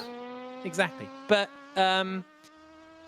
yeah. So there you go. There's your. But answer. It's interesting, isn't it, to hear that Stoffel's found an upgrade, and look, his performance looks like it is worthy of that upgrade to the Fanatec direct drive. He's found some performance. So I'm just thinking maybe for you before. Actually, I shouldn't say this before the commentators race, which will probably never happen. But maybe I'm going to bank that for myself. In fact, ignore what I've just said. Okay, great. Normal services resumed then. Here is Max Bateke, who is out on circuit, and as Sadekist says, one to watch in R Factor 2. I think he did a bit of Formula 1 esports as well. Not right at the front, I don't think, but I seem to recall his name. He's out there in a James Headley car by the looks of things, with Headley on the side, but it is Max Bateke at the wheel. Across the line he comes, and he sets a 1 minute 27.650, which is immediately beaten by Simoncic and Jajowski. Nisula slots into, well, all the lap times are coming in now. Kevin Siggy goes pole, 1 minute 27.320, just 0.02 of a second or so ahead of Jajowski. Bono Juiz is third, 0.07 further back. We're going to get second laps in, though. There's still 1 minute 26 on the clock. And so far, we've seen just small improvements in the first couple of heats on the second laps. And small improvement right now is all that Jajowski or Bono Juiz would need to take pole away from Kevin Siggy. So Johnny Tormala working away at the wheel. He just crossed the line and went 12th within half a second of Siggy's pace. Yeah, that's incredibly close on a 127 lap as well, because that's the thing. At Silverstone, it was very close on a, what were they doing? 40-somethings, maybe 50-somethings, I can't quite remember. But over a minute and a half to have the top 14 separated by 0.6, that's remarkable. Yeah, the field's tightening all the time. This man, Jone Simoncic, was our winner in the old 2012 Nürburgring race, 2012 F1 car Nürburgring race, and he's not quite been there since we switched to this Tatus, but he's looking quick here, 5th so far. Coming through the final corners, let's see if he can improve. Still fighting the car quite a lot as well. Oversteering out of the final corner, up to the line. Simoncic needs 3/10. And he found about 100th. Yeah, exactly. So he's in 5th place at the moment. Kevin Siggy on provisional pole. Jajowski 2nd, Juiz 3rd, David Greco 4th. Interesting that Jajowski and Greco have done their one lap, and that's it. They're done now. Simoncic in 5th position. Wisniewski in 6th, and I think we're about to tick down to 0, and Kevin Siggy is going to be the man on pole position by the looks of things. Here's a look and at the grid in a couple of moments, and Siggy on pole, and he's just been so impressive, hasn't he, in the last couple of races, but can he get the win? Kevin Siggy on pole position, Erhan Jajowski alongside him on the front row of the grid. Bono Juiz in 2nd ahead of David Greco in 4th spot. 5th is Jone Simoncic, winner of the opening race of the season. Nikodem Wisniewski is in 6th spot. He had all sorts of chaos in the last race at Silverstone. Jonas Raivio is in 7th place, ahead of Max Bateke in 8th position. Petr Berliak in 9th. Kuba Brzezinski is completing the top 10. Then we've got Yuri Kastorp and Jimi Nisula in 12th spot. Johnny Tormala in 15th position, the Finnish driver ahead of Manuel Biancalilla, the Italian. Nuno Pinto down in 15th place, actually. That's a bit of a surprise and quite a way off the pace, so maybe a mistake for him. Kevin Ryan is 17th ahead of Michi Hoyer in 18th, Dominic Blaya in 19th, and Dennis Jordan completing the 20 drivers.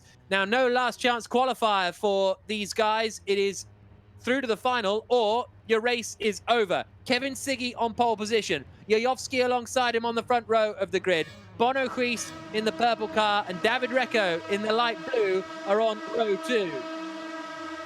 Whoop, someone's jump started massively. Bono Juiz gets a great start. Can he carve from 3rd up into 1st place? I think he might be able to. Outside of the purple car on the run down in towards turn 1. Juiz there late in the day. A little look to the inside from Simoncic, who we're on board with, but Juiz takes the lead. Round the outside at turn 1. Siggy down to 2nd, Jajowski 3rd, Simoncic 4th, Wisniewski 5th, Chaos further back. This is Brzezinski who's off the circuit. Max Bateke is up into 6th spot. Raivio's up into 7th, but Bono Juiz got a lightning start and has taken the lead of the race. Yeah, last week's winner straight into the lead. He quite likes these cars. He said that last week, and he's showing it right now. Brilliant off the line ahead of Siggy. But Siggy has been, I think, the quickest in this car overall, across all tracks, across all sessions. And I think this is going to be a real race out front between the two of them. They had just made a little gap to Jajowski, but Siggy's made a mistake somewhere in the middle sector, and now he's under pressure. Here they come through the quick right-left flank at 8 and 9. And we're on board with Erhan Jajowski trying to get 2nd place here from Siggy. How hard will Siggy defend? The answer is pretty hard. Covers the inside and tries to send it round the outside there. Jone Simoncic, who we're on board with, but Siggy holds on to the place just about. And he's got huge pressure from Jajowski behind. And then Wisniewski, and then Baneka, and Jajowski and Simoncic so close together for 3rd place. Out to complete lap 1. Bono Huis is checking out a little bit. He's got, 7/10 of a second to Kevin Siggy behind. Who's going to make a move on the run down into turn 1? Max Bateke is in 6th place, trying to get the inside line and 5th position from Wisniewski. They turn in, they make a bit of contact, their wheels interlock, but Wisniewski just holds on to 5th place for the time being, but Bateke is looking racy. Yeah, somehow they got away with that one. Quite heavy contact, and now Bateke trying to go around the outside of Wisniewski. Not happened there, but he's got the inside for turn 5, and now it can happen if he just elbows his rival a little bit wide, which is exactly what he's done, up into 5th place. And now more pressure from Raivio just behind. It's all kicking off. Simoncic on that back straight, lap 1. I think he tried to pass both cars to get up to 2nd place. I think he tried to pass Siggy as well, and in the end he just managed to make it up to 3rd. But yeah, Simoncic very, very aggressive, super late on the brakes, and it was a lovely move. On board with Nikodem Wisniewski as he tries to get back past Max Bateke down into turn 10. The two go side by side again, and running him out onto the grass. That's a little bit rude, and that's a little bit of karma. Oh, but there's a pile up in behind. Someone went flying into all that. Raivio's now got up into 5th place, but they went side by side. The grass was shown, lost control, back across, and all of a sudden they're both out of the running. Yeah, the two of them fighting each other just too hard there. You can't be doing that. They've already almost come together before, and then just pushing off one way, pushing off the other way into contact, and they got away with it turn 1. They didn't get away with it turn 10. Joni Tormala up into 7th place. That's the Finn that we're seeing there in the bottom left. He has now got ahead of Wisniewski. Nisula's in 6th position. There's a late look from Peter Berliak trying to get in on the Wisniewski action as well. But Huis is leading 9/10 of a second ahead of Kevin Siggy, who's half a second or so ahead of Simoncic, and that is a very easy place gained as Wisniewski makes a mistake, and Peter Berliak, he hasn't actually made it there. I thought that looked like an open goal, but Berliak didn't quite make the move. No, a little bit harder than you thought there in the end, wasn't it? Wisniewski had quite good drive on the outside and managed to keep the place. Look at the front though, this is getting closer. Siggy has shaken off Simoncic fully by nearly a second, and now he's just able to get a bit of a distant slipstream from Bono Huis. And this is getting closer and closer, now just half a second. And looking back from Huis at Kevin Siggy, the pole man, this is going to be race on for a couple of laps. We're on lap 3 of 5 here in the Race All-Star Esports Cup, fully charged by Rocket Phones.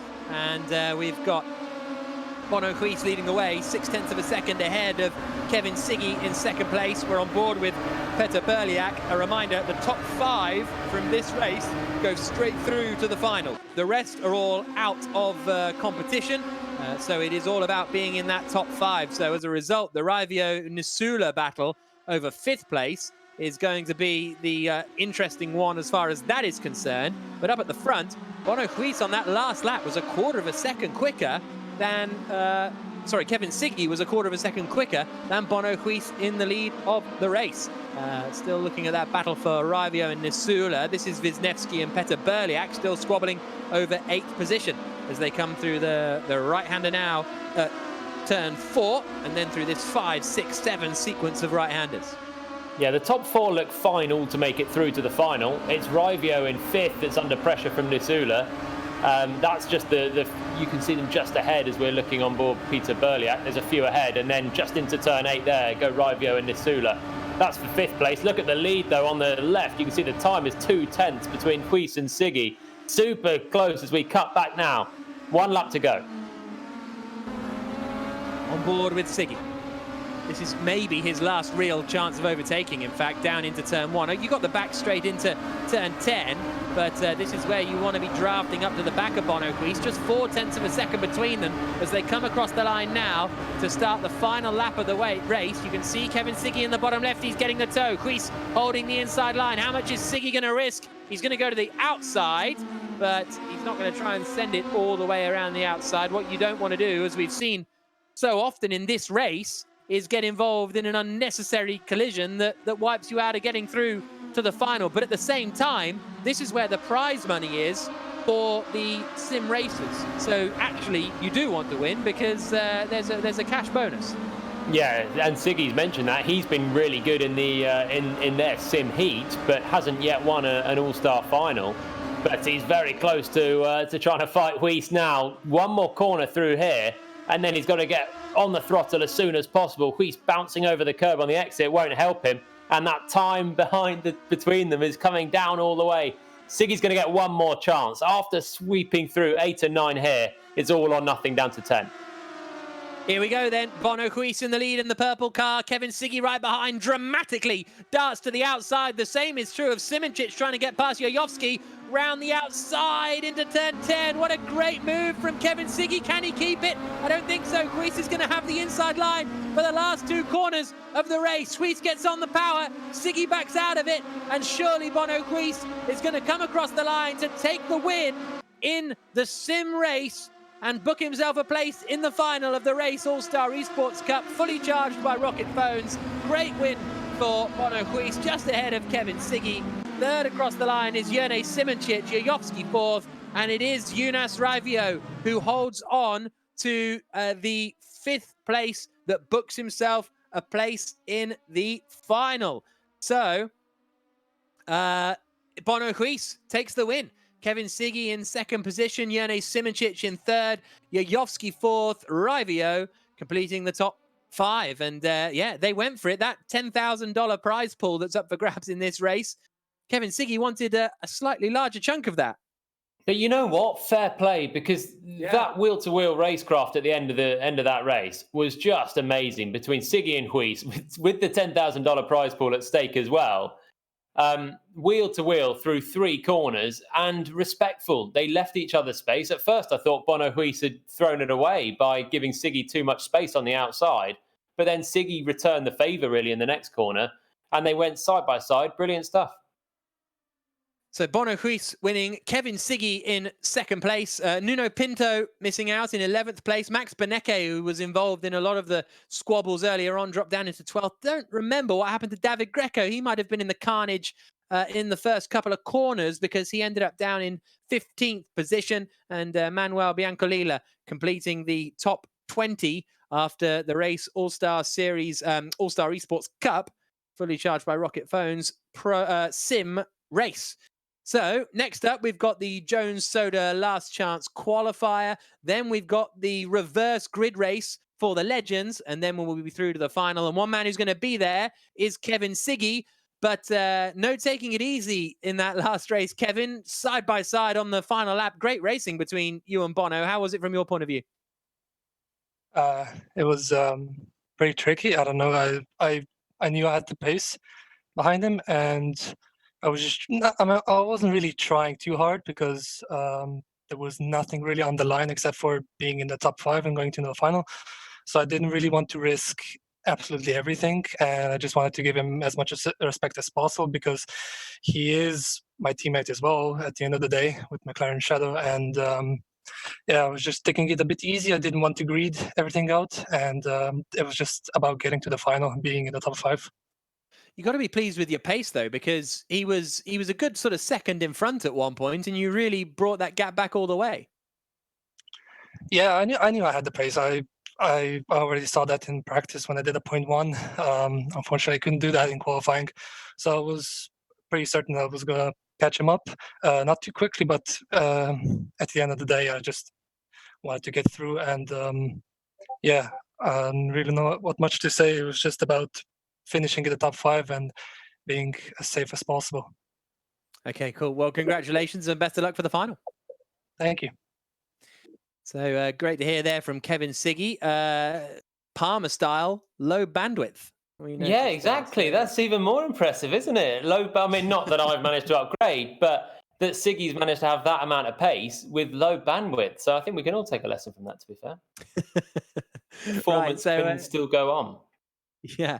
Next up, we're going to be moving on to the Jones Soda Last Chance qualifier. A reminder then that Kevin Siggy taking the victory and booking himself, Bono Huis taking the victory and booking himself a place in the final. Kevin Siggy finishing in 2nd place. Simoncic and Jojovski also making it through along with Raivio, and very much looking forward to that grand final, which will be getting underway at about 7:15 later on this evening. So only about 45 minutes or so away from that grand final. But next up, we've got the last chance qualifiers for the pro drivers. And there was a lot of chaos, wasn't there, in the 2 pro driver races? So I'm really looking forward to see what happens. Let's join Matt Sadekist in on that one. How did you see that race unfolding? Max Bateke, sort of one of your picks and one of everyone that's looking forward to, got in a little bit of trouble.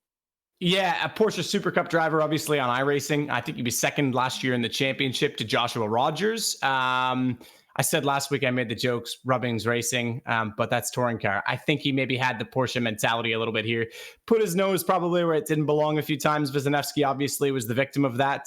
So both those guys, unfortunately, didn't quite achieve what they wanted to, or perhaps should have on pace. But I have to say the race at the end, Siggy and Huis, that was excellent. And it's such a delicate balance because you don't want to take each other out, lose the top 5, lose the chance in the finals, but the prize money's on that race. So yeah, I agree with you guys. Huge respect between the two of them. Matt, we're getting a lot of questions on the YouTube chat. Kit-wise, we've spoken about the wheels, but how people want to know how interchangeable are wheels and pedals and games and that sort of thing. And is there more time in the wheels or the pedals?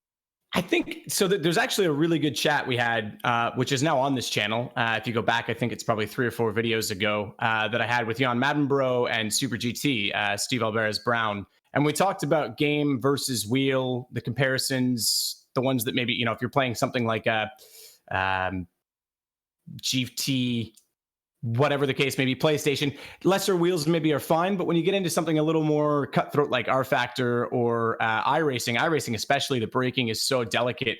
Pedals probably are worth more in time than the wheel.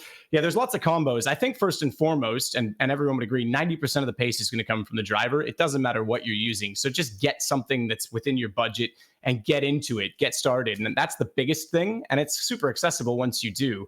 But yeah, I would check out that video because we kind of get into it. There are different combinations for different games that yield better results.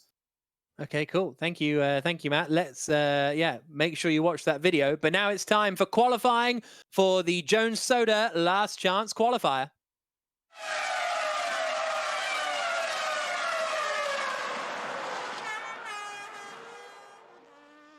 Here we go then. We've got cars on track, and one of them out there is Harry Tinknell, a man who has actually driven this race circuit before. So good to see Harry Tinknell out on circuit, and one of the few drivers I think that will have been here before, I'd have thought. And we'll see what he can do, because he too is new to this sim racing world. It was the final test of the Nissan LMP1 car. That was the last time he was at this circuit, NOLA. If you're just joining us, the New Orleans, Louisiana track, 20 minutes from downtown New Orleans, designed by Alan Wilson, who also did the Birmingham Barber Motorsport complex as well. Similar sort of layouts, actually. You can really feel the similarities to the Birmingham track.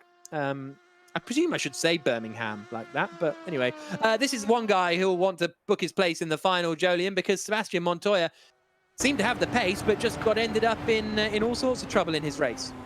Yeah, didn't you grow up near Birmingham? In England, yeah. Is it a very different Birmingham and Birmingham? I mean, it's obviously a very different Birmingham in place, Alabama is very different to Birmingham in England. No, but I thought the pronunciation is maybe just an American take on it. Forget that. Here's Sebastian Montoya heading for a flying lap. And to what you said earlier, yeah, he will be looking to try and get through because he was on that cusp of the top 5 in his heat. Got into all sorts of chaos with the younger Prio, Luca Giotto there as well. They're all going to be trying to get through into this top 5 to get into the final. And they probably half of them, or most of them, probably feel they got the pace for it as well. So we have got Johnny Adam out there. Oh, do you want the Johnny Adam stat? There you can see Johnny Adam. Yes, I've been waiting for this. So we had this discussion about whether Johnny Adam had won a British touring car race. And I've been informed last week, Ed Straw, who is the race's Formula One man, I'm not sure his official title, Johnny Adam did briefly win a British touring car race on the road at Brands Hatch, but was relegated to second place by a penalty. Was it a race 3 reverse grid race? I don't know that. Because I think I was there, and that's why I think I thought that Johnny Adam. I was there that day that Johnny Adam briefly won it on the road. I think. And it was for a clash with Plato. You know what? Yeah, that sounds about right. This. I feel like I might have been there. I actually feel like I might have been there. We've all been there. We were all there. Lap times coming in. It was a bumper crowd. The times 1 minute 28.265. 3/10. Just want to let you know I wasn't there. Tinknell in fourth. Smith now in fourth. Giotto fifth. Prio, Newey, Chavez, Wilson, Johnny Adam, the top 10. And here's Sebastian Montoya with Juan Pablo looking over his shoulder. Wolfgang Reip is another driver who would want to do well after he was involved in the fight at the front in his race, but got nudged and pushed around a little bit. Collado's done a good time, hasn't he, up in second? He's just greyed out, so I don't know if that's it for James Collado, but he didn't feature too prominently in his heat, but he's just at the front of that really tight group. If anyone can improve, they'll bump him down now. But so far, 3/10 off Jones, but really good job in second for James Collado. Yep, Harry Tinknell in third position, and look at that, Collado, Tinknell and Smith and Giotto all so close to one another, all comfortably within a 10th. Here comes Wolfgang Reip across the line, currently 21st, but he hasn't set a lap time, and Chavez goes up into second place. Reip remains in 21st, so that's an interesting one. Maybe didn't set a lap time. Bradley Smith gets another lap in, and gets second on the grid, third on the grid. So Jones on pole, Chavez second, Smith third, Tinknell fourth, Collado fifth. And as you say, much better lap that from James Collado, who qualified 14th in the first race. It was race 3 on the opening weekend of the 2009 season. Johnny Adams. I was there. I was there. Yeah, Nothing like a Brands BTCC race. No, I was probably there on the inside of Druids. That's where I used to like to watch, right on the inside of Druids. And that was from Scott Mitchell. Got to be outside of Paddock, hasn't it? Nah, you're too far away. I love inside of Druids because the cars are so close as they thunder up. They're like, you're sort of on top of them. And you can still see. You can only see Druids from the inside of Druids. You go to Paddock Hill, but the Brands Indy, you can see the whole track from one spot. Well, anyway, let's not get arguing about that and give unnecessary exposure to motorsport vision circuits because there'll be some Ofcom investigation or something. Here's the starting grid for the last chance qualifier. Jones on pole for the Jones Soda last chance qualifier. Gabby Chavez alongside him on the front row of the grid. James Collado, good qualifying from him to be in 5th position, with Luca Giotto in 6th place ahead of Sebastian Prio. And Michael Benyahia completing the top 8. Johnny Adam completes the top 10, fresh from that 2009 British touring car race at Brands Hatch. Max Martin in 13th position. Stefan Wilson is going to be the driver with no name that you'll see out there. And then Miguel Molina in 13th place. Sebastian Montoya in 16th position. And Archie Hamilton 17th, Aitken 18th, Jack Doohan 19th, Billy Munger completing the 20 drivers as we get ready for this last chance qualifier. And we've still got Wolfgang Reip. Yeah, so something must have happened there to Reip. He's got a lot of work to do if he wants to climb up the order, and someone has hugely jumped the start. I don't know what they were up to, but the race gets underway now as they charge down towards the first corner. Ed Jones in front, but Gabby Chavez has got the better start, and he gets the inside line into the first corner. Jones drops down to second. Chavez goes in a bit deep. There's a bit of a wheel-to-wheel contact further back, but Chavez in front, Jones in second, Bradley Smith in third, Harry Tinknell fourth, Giotto fifth, Collado down to sixth. Someone's had a massive shunt in the background into the wall. Giotto now up ahead of Tinknell into fourth place. Collado is going well down the order, so I think he might have been caught up in the chaos at the front. That's Bradley Smith you're seeing on the inset. He's up into third place as Luca Giotto has a big twitch behind. Chavez, Jones, Smith, Giotto, Tinknell, the top 5 at the moment. Yeah, all sorts of chaos further back. Seb Prio now right onto the back of Maxime Martin in 7th. But yeah, these are basically the guys. Some of them had a lot of pace, but they're here because they caused carnage in their heats. And immediately you can see that still translated to the midfield and further back. Huge crashes coming out of turn 2. But so far the men at the front, Chavez, Jones, Smith and Giotto all looking good. And Tinknell, the top 5 to go through into the final. Dario Franchitti has texted me saying Paddock Hill Bend is definitely the place to watch at Brands Hatch. So, you know, maybe I'm an oddity with the inside. And Dario is a very wise man. Yeah. On board with Ed Jones in second place, chasing down Gabby Chavez in the lead of the race. And Ed Jones closing in, getting more and more slipstream. I don't think he's going to be quite close enough for the look into turn 1. I don't know, it's picking up towards the end, and he sends it. Ed Jones up the inside and into the lead of the Jones Soda last chance qualifier. Harry Tinknell there in 5th place, right behind Bradley Smith. We're on board with Tinknell now. They're still side by side for the lead of the race. Thought we were going to go 3 wide there into the left-hander of 3, but sensibly, we did not. Yeah, the leaders are still going at it through turns 1. It was Chavez through in the lead, wasn't it, through turn 1 on Jones, but Jones has come back at turn 2, and now they're still neck and neck coming up towards turn 6. It's going off here between Tinknell and Ben Yahia, and that's not going to end well. Tinknell gets out wide somehow. He's still in 5th place. No, he's not, because there's Sebastian Priaulx up the inside, and Tinknell falls behind Ben Yahia as well, so is down into 7th position. So it looked for a moment as though Tinknell might be able to hold on to that top 5, but alas, not quite close enough. And there's Maxime Martin on the grass coming out of 8 and 9, and he loses out now to Harry Tinknell. That's Maxime Martin, you can see in the bottom left. Priaulx and Ben Yahia now are the drivers in the fight, and this is where the fight is at. The top 4 have checked out, but this is for the last place in the final. And this is pretty much where it's been for the heats as well for these guys. The top 3 or 4 normally have been able to get away and have a nice, clean, consistent race. And then it's bedlam behind for 5th place. And that has involved already Sebastian Priaulx in his heat. And now he's in 5th right now and needs to try and control the bedlam to just bring it home. But not going to be easy. The slipstream's so big, and Ben Yahia really had a huge closing speed down to turn 1 there.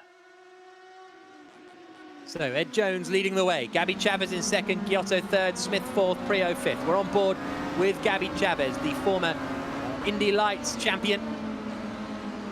And he is trying to get ahead of Ed Jones. Not too hard though, because there's still a lot of racing to go, and you've just got to get into that top 5, which is where Sebastian Priaulx is at the moment, although Ben Yahia understeers there and goes very wide. It's Ben Yahia that we're seeing in the inset there.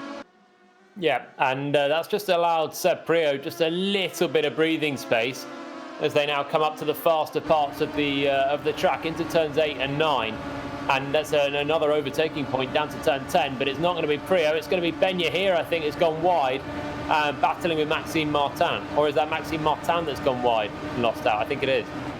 Oh, they're still side by side coming into the right-hander, and it looks as though Collado is ahead of Maxime Martin for the moment. That is James Collado you're seeing in the bottom left. So Collado working hard in what looks like is that a garage or something? Looks very messy. Here's the replay then of Ben Yahia in 7th place, just in front of Tinknell, as they came through that long sequence of right-handers and up towards 8 and 9.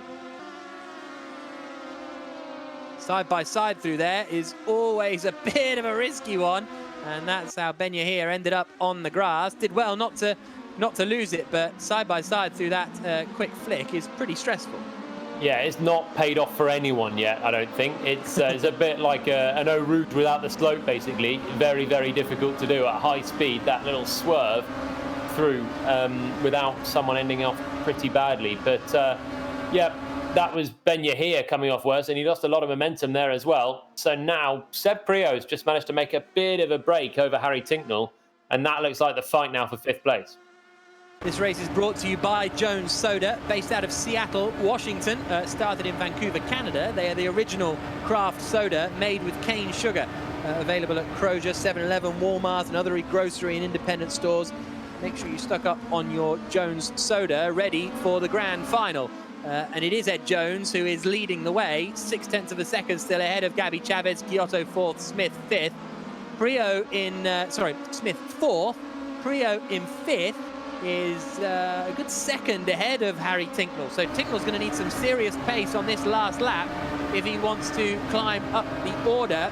We're on board with Ben Yahia trying to get past Tincknell meanwhile and into 6th place, because that's the kind of place to be if you want to take advantage of any troubles up in front. But Tincknell does a good job to hold that 6th position for the time being. And remember, Ed Jones should have been through from his heat, but he had a disconnection out of a nice 3rd place. So he'll just want the race to finish now. He's still got a few corners to go. And then this battle, if anything goes wrong in the top 5, this battle between Ben Yahia and Tincknell would have been for that 5th place, but it's not going to be with Tincknell anymore. No, and Colado's got involved in that fight as well and has been hit by Jack Aitken, and there's all sorts of chaos there for James Collado. Ed Jones, though, is out in front in the Jones Soda last chance qualifier. He's coming now towards the final couple of corners. Gabby Chavez has stayed half a second or so behind, so it's been a good run here from Gabby Chavez.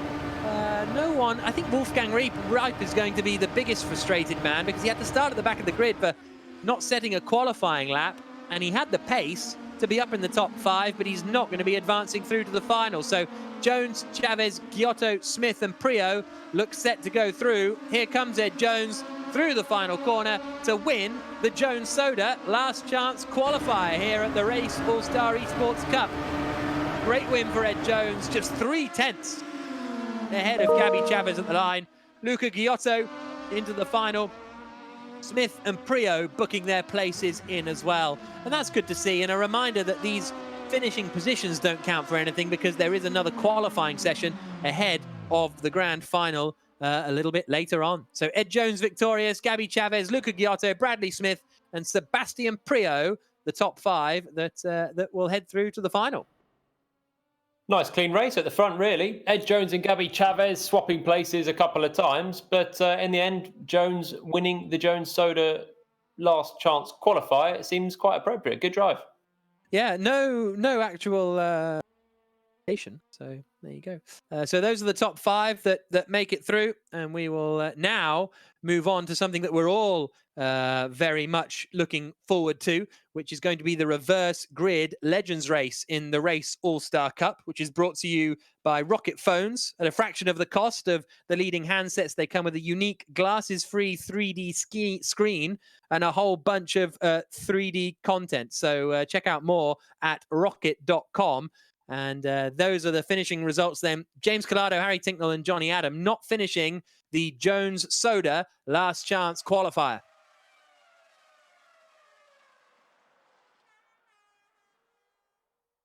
So now we move on to our reverse grid race. We've got our drivers all through from the last chance qualifier. So we've just got the Legends reverse grid and then the grand final. A fairly quiet race there in the Jones Soda last chance qualifier, wasn't it? It was busy sort of further back, but the top 4 disappeared, and that was job done for them, and that's all it was about, I suppose.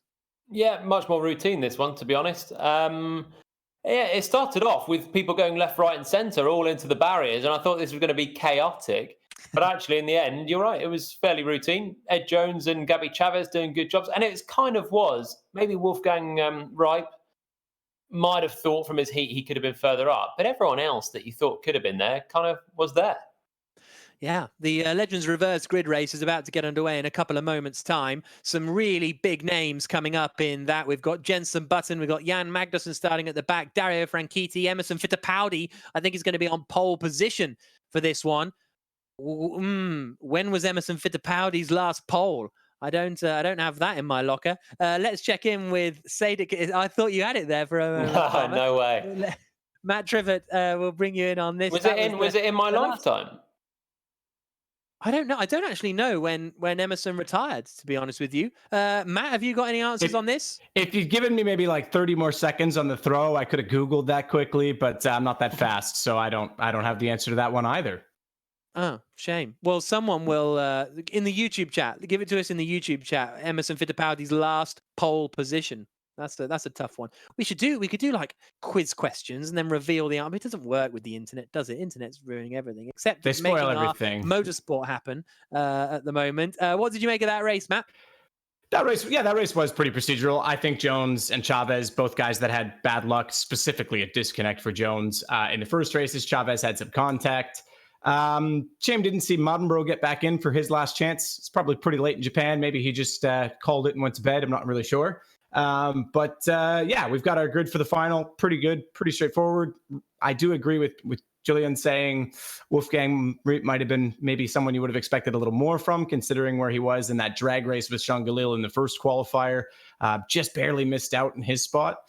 But now we look forward to a good final race. I'm more looking forward to this Legends race, though. And the story for me is obviously Magnussen at the back. Can he use that clean, tidy racecraft and get through all the trouble, or will he get involved in what was chaos behind him? Yeah, it's going to be fascinating to watch, isn't it? He doesn't think he'll be able to get through cleanly because it was very busy. Just to note as well, to go back to the gear conversation, the kit conversation about speed. PIRRO, okay, today was a little bit more chaotic. Still had good pace. Still in I think a fourth position, if I'm not mistaken, in the first race. But he's also put out a tweet. I think actually the race put out the tweet 3 hours ago. He's someone on a lawn chair, a folding canvas chair at a desk, single monitor with a G27 steering wheel in front of him. And he's still capable of this pace. So there you go. It's more the driver than the kit. So get yourself anything and get involved. G27 was annoying though because it had not enough buttons on the wheel, and it also you used to with the G25 you could have a sequential shift and like bash it through the gears like you're in some Super Tourer, but they got rid of the sequential shift on the G27. Yeah. Good note though, if you can find one from the G25, you can still plug them into both the G27 and 29 and they'll work. So if you can find the old sequential, have at it. Oh, I didn't think they were compatible. I thought you had to do things with rubber bands and stuff like that. I don't think so. No, because I've got a G29 as well, and I used my 27 shifter with it. No problem. Wow. There we go. There's a note for you all. So we're looking forward to this Legends race. Who's your money on? Because you can. There's also money on this on betting. I think William Hill run. You can put a little bit of a flutter on William Hill on this competition. So where would yours go? It's a tough one. The reverse grid, maybe Button. Maybe Button's got something in it. Maybe he knows. He did say a couple people were dropping back to get an advantage. Maybe Montoya a little further back in the first race. It's tough. You know what? I'm actually just going to go Franchitti. I think Dario is going to pull something out. I think he's just going to be a surprise. Palmer, not the legend, but like, who do you think will win? I'm going to go with I think Andy Priaulx. I think it's going to be absolute carambolage on the first lap, and it's going to be the same guys coming through, and they were quick. Priaulx for me is going to edge Magnussen.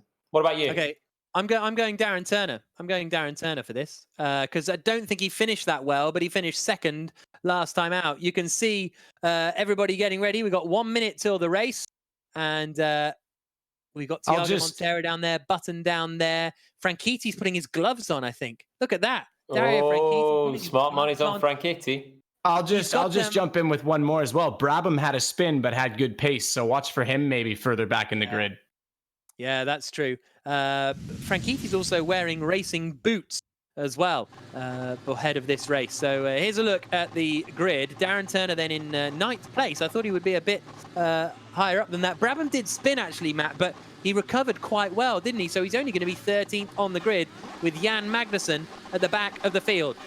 Here we go then. The Legends reverse grid race is about to get going, and it's Papis on pole, Fittipaldi in second. A charging start from Adrian Fernandez through the middle. They're all in Brabham. BT44Bs on the run down into turn 1 on R-Factor 2. Someone's going crazy late on the brakes. They're not stopping that, and there's a huge wipeout at turn 1. Max Papis leads. Darren Turner is up into second place. Rubinho is up into third place. TIAGO Monteiro is fourth. Elio Castroneves in fifth. We're on board with Emerson Fittipaldi, who's trying to get past Castroneves, who goes in Super D, as does TIAGO Monteiro. But Max Papis is leading the way, and Castroneves is off, facing backwards at the second corner, and Button's off as well. Oh, someone's upside down. It's absolute chaos. Max Papis leading, Turner second, Barrichello third, but everybody else is either upside down or facing the wrong way. And there's more going off down here as well. Big lock up for Turner in second place. Got away with that one. Jan Magnussen was the one that got it horribly wrong, I think, down into turn 1. He was right at the back, but now with all the rest of the chaos we've had, he's already back up to 10th. So lap 1 of 5, and there's a spin. I think it's Turner. it's Darren Turner who's spun around. And Max Papis is leading the way. Emanuele Pirro is up into 4th place. We're on board with Pirro, who became known as Pirouette in the last race. And he's up into 4th spot now, right behind Thiago Monteiro. Emerson Fittipaldi right behind him in 5th position. So Papis out across the line at the end of lap 1. Barrichello 2nd, Monteiro 3rd, Pirro 4th, Fittipaldi 5th. Franchitti 6th as well. So Franchitti, with his gloves and his boots, has made nice progress, and he's one of the quicker ones in the outright one. Here's a move for the lead for Barrichello. Nice one up the inside of Max Papis, really under control, good late braking, and he might get a bit of breathing space now, you know, Rubens. So Rubens Barrichello into the lead of the Legends race. There comes Pirro up the inside of Thiago Monteiro. Can't quite get the move, although Monteiro washes out a little bit, and Pirro's into 3rd spot. So Barrichello leading, Papis 2nd, Pirro 3rd.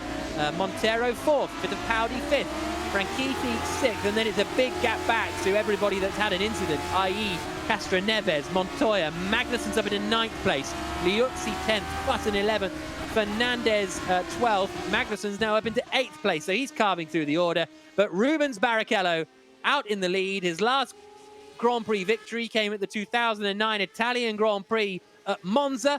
And now he is leading in the Legends reverse grid race here at the Race All-Star Esports Cup.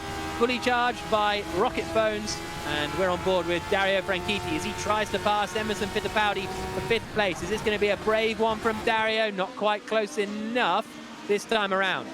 No, Fittipaldi went in really hot, had a bit of a lock-up as well, trying to keep him behind. But surely Franchitti coming through here, he's going to dive straight for the inside before the end of the lap. So he's going to miss out on a bit of slipstream, but Fittipaldi's already too far back really now. So Franchitti up to 5th place. There's probably not long enough for him to get Barrichello if Barrichello just keeps it nice and clean out front. Oh, Pirro's hit Papis. Pirro's hit Papis, and that means Monteiro's up into 2nd place. Pirro still in 3rd, Franchitti in 4th, Fittipaldi in 5th, and Papis, after starting from pole, is dropping right down the order. That means Jan Magnussen's up into 7th place now on lap 3 of 5. And yeah, Emanuele Pirro once again, like we said before, he got involved in a incident with Montoya at the start of the first race at Silverstone. Gave Montoya a little bit of stick for that, but now he's learned a few Montoya-esque tricks, I think. Yeah, this was the replay then on Max Papis, and he's come from a reasonable way back, and he's just had a little nose in and washed a little bit wide. Papis gave him enough space on the inside, and Pirro just slightly too deep in. I mean, he almost got away with it. If Papis had given him more space, he would have done, but he didn't, and it was a crash. Yeah, Pirro was very much after a beer after the last race. Some suggestions are he's had one before these races as Jenson Button gets out wide, but Pirro then closing in on Thiago Monteiro. If he wants a beer after this one, 2 years ago, ABK Beer won the Supreme Champion Award at the Blind Tasting International Beer Challenge to become the best beer in the world. So we'll see if Pirro has a bit of that after this race, or if he can get up into 2nd place ahead of Thiago Monteiro. Barrichello's checking out up at the front. This is the kind of Barrichello race where he usually ends up with a mechanical retirement, isn't it? But hopefully that won't happen to Rubens as he's out in front. Here comes Pirro then, his next man to try and attack and pass cleanly is Thiago Monteiro. And that's a bit more like it from Emanuele up into 2nd place. Yeah, nice move that one. Neat on the brakes. The inside line for turn 3 is definitely the one to be on. Outside it, you lose a lot of ground on the long corner. And that one was clean, but he's got 4.5 seconds now to make up in not very long time. So he needs a mechanical gremlin, a disconnection, running out of fuel, anything to happen to Rubens Barrichello now up front. There's his former teammate Jenson Button, years together at Honda and then Brawn, and Button is up into 6th place, about 5 seconds behind Emerson Fittipaldi in front. We're on board with Adrian Fernandez, who's trying to pick up a place from Max Papis in 7th spot, and Pablo Montoya in 9th. David Brabham hasn't made it, and something happened to Jan Magnussen, because look, Magnussen's down in 13th position. He was up into the top 6 or 7. But here's Rubens Barrichello coming through the final corner to start his final lap of the race in this Legends race, and Franchitti's off. Dario Franchitti facing the wrong way, might just about hold on to 4th place as we go on board with Adrian Fernandez, who's, and you can see him there in the bottom left, he's gone full gloves as well, and he's running in 8th spot. Button is now ahead of Emerson Fittipaldi. So Button's up into 5th place and only 4 seconds behind Dario Franchitti on the last lap of the race. Yeah, Button was caught out horribly in that first lap melee and is recovered well to 5th, but he's going to be too far behind Franchitti unless Franchitti has another moment. Here's a moment for Papis up the inside of Fittipaldi, that is. And that looks like a nice move for Max Papis. Clean into 6th place, and Fernandez trying to go through as well, and then there is contact. So Papis in 6th, Fernandez 7th, 8th is David Brabham, 9th is Elio Castroneves. Emanuele Pirro has got the gap down to under 4 seconds from Barrichello, but Barrichello's got some good pace here, you know. Monteiro in 3rd still, Franchitti 4th, JENSON Button 5th. Who's that? I think that's Emo, cutting the grass down at the first couple of corners. Rejoins the circuit and drops down into 15th position. Adrian Fernandez fighting with Max Papis still over 6th position. Fernandez in that 6th at the moment. Papis in 7th. Very, very deep, and that allows David Brabham through up the inside, and Brabham is into 7th spot. Elio Castroneves in the bright yellow car is coming next for Adrian Fernandez, but it is Rubens Barrichello who's leading the way, and the Brazilian is going to come out of the final corner and take the biggest win of his career in the reverse grid race at the Race All-Star Esports Cup, fully charged by Rocket Bones. A great win for Rubens Barrichello, 2.5 seconds ahead of Emanuele Pirro in the end. 3rd is TIAGO Monteiro to add to that 2005 US Grand Prix podium. Who's going to hang on to 6th place? It is Adrian Fernandez across the line, just ahead of David Brabham.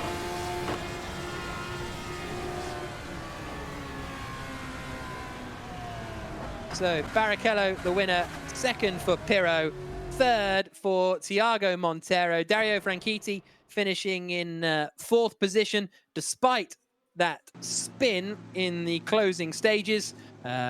JENSON Button in 5th place. A good drive from Button, considering he got a pretty big hit early on, if I recall correctly.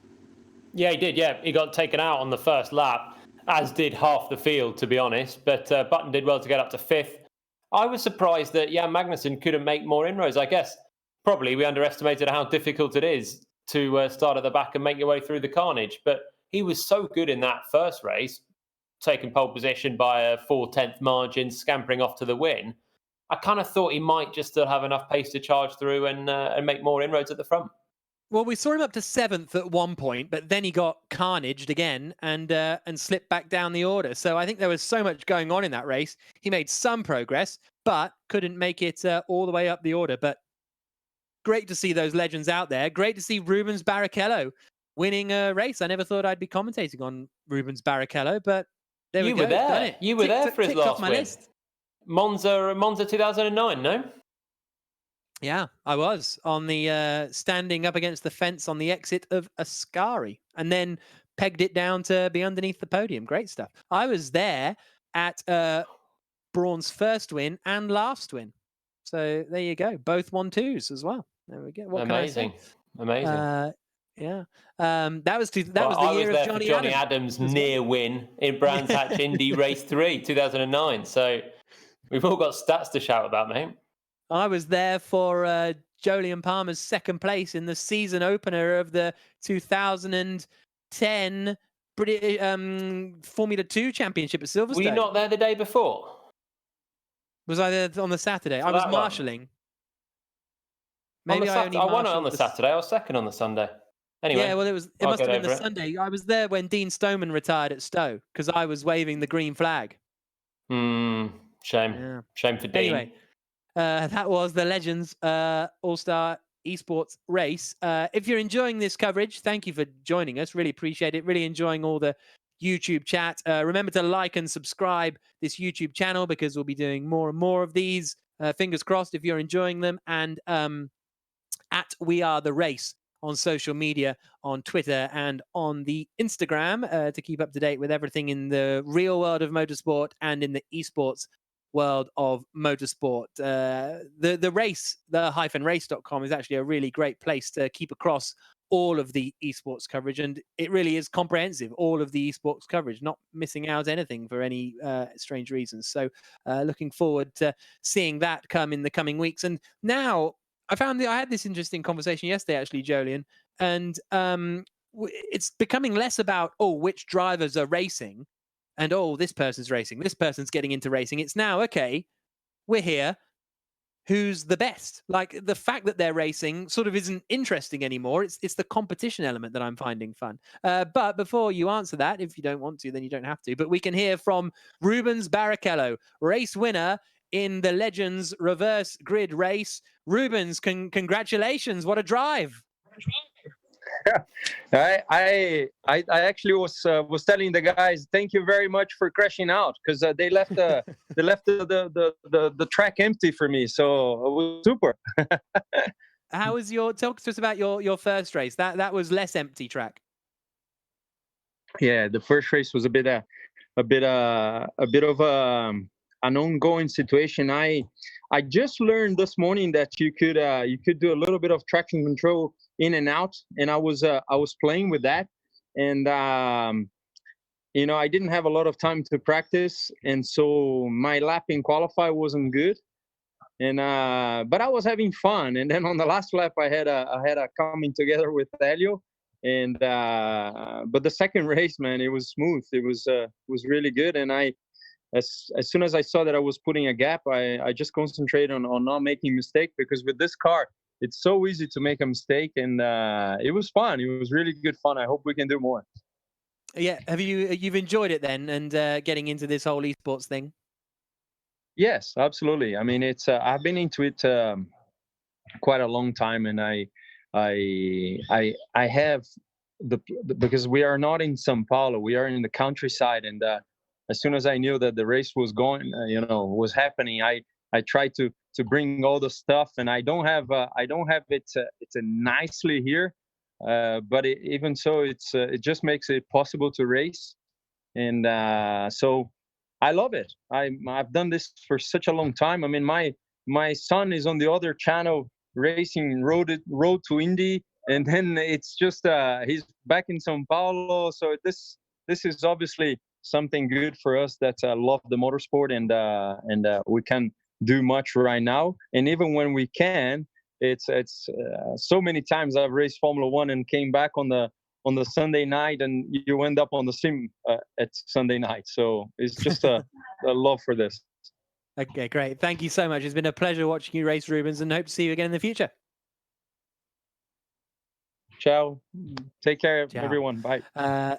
So great to hear there from Rubens Barrichello, winner of the reverse grid race in the Legends Cup. Now it is time for qualifying for the grand final of round 4 of the Race All-Star Esports Cup, fully charged by rocket phones.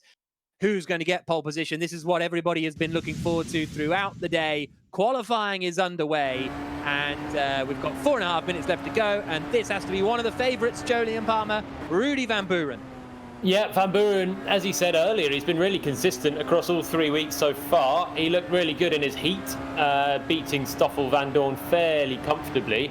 For me, Kevin Siggy is favourite for pole. He's been so quick, but I don't know if he's favourite for the race, because every time I've said that, and he's been on pole and not translated it into a win. So for the race, it's anyone's game, and Van Buren has been right on the pace throughout all 3 races. And a reminder that there's a new podcast from the race all about esports, so make sure you download that from your podcast provider.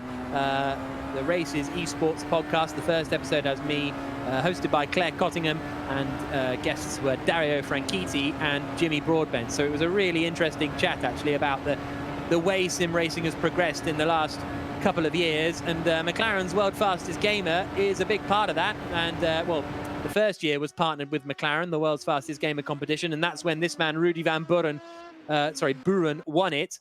And we'll see what he can do in qualifying today. Stoffel Vandoorne coming down here. It looked as though Van Buren was still warming up his tyres. There you can see Stoffel with all of his new gear coming through the final couple of corners and out onto the start-finish straight.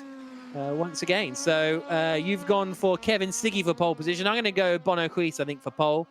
See what happens. Here comes Van Dorn across the line. Is this going to be a lap time from the Belgian? Comes across the line, and no, I think it's an out lap. So here we go. Van Dorn into You know what? This NOLA track has been great. Yeah. Maybe IndyCar should have come back in 2016. This has been it's been a really good day of racing so far. We've had 6 good races. It's been really close through pretty much every heat qualifying race that we've had so far. And now we've got the grand final, the longer race with 5 sim racing pros and 15 pros. And it's very difficult to call. Here's Jurne Simoncic, the man that won our first race in 3 weeks ago. 3 weeks ago already. Time flies when you're having fun, Jack. We are having fun, Jolien. 2 minutes left on the clock. I wasn't being sarcastic. No, nor was I.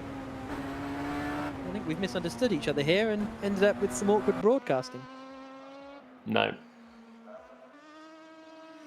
Here comes Jurne Simoncic through the final couple of corners. Who is going to go onto pole position? The times are about to absolutely fly in. Simoncic goes towards the line, doesn't even run out wide. Gianni does a 28.1. Jajowski a 27 something. Simoncic in there. Siggy in there with a 27.4. So Siggy, Simoncic, Huis, Van Buren, Rivio, the top 5 at the moment. Ed Jones, the quickest of the real world racers. Gutierrez across the line to climb up the order to 11th. Stoffel Van Dorn gets ahead of Ed Jones and up into 7th place after the first batch of times come in. Might get another lap here, those drivers who went out and did their laps early. Yeah, they all will, basically. Everyone that came across the line early. Charlie Eastwood probably won't here, coming across the line for his one and only lap. Let's see what he can do.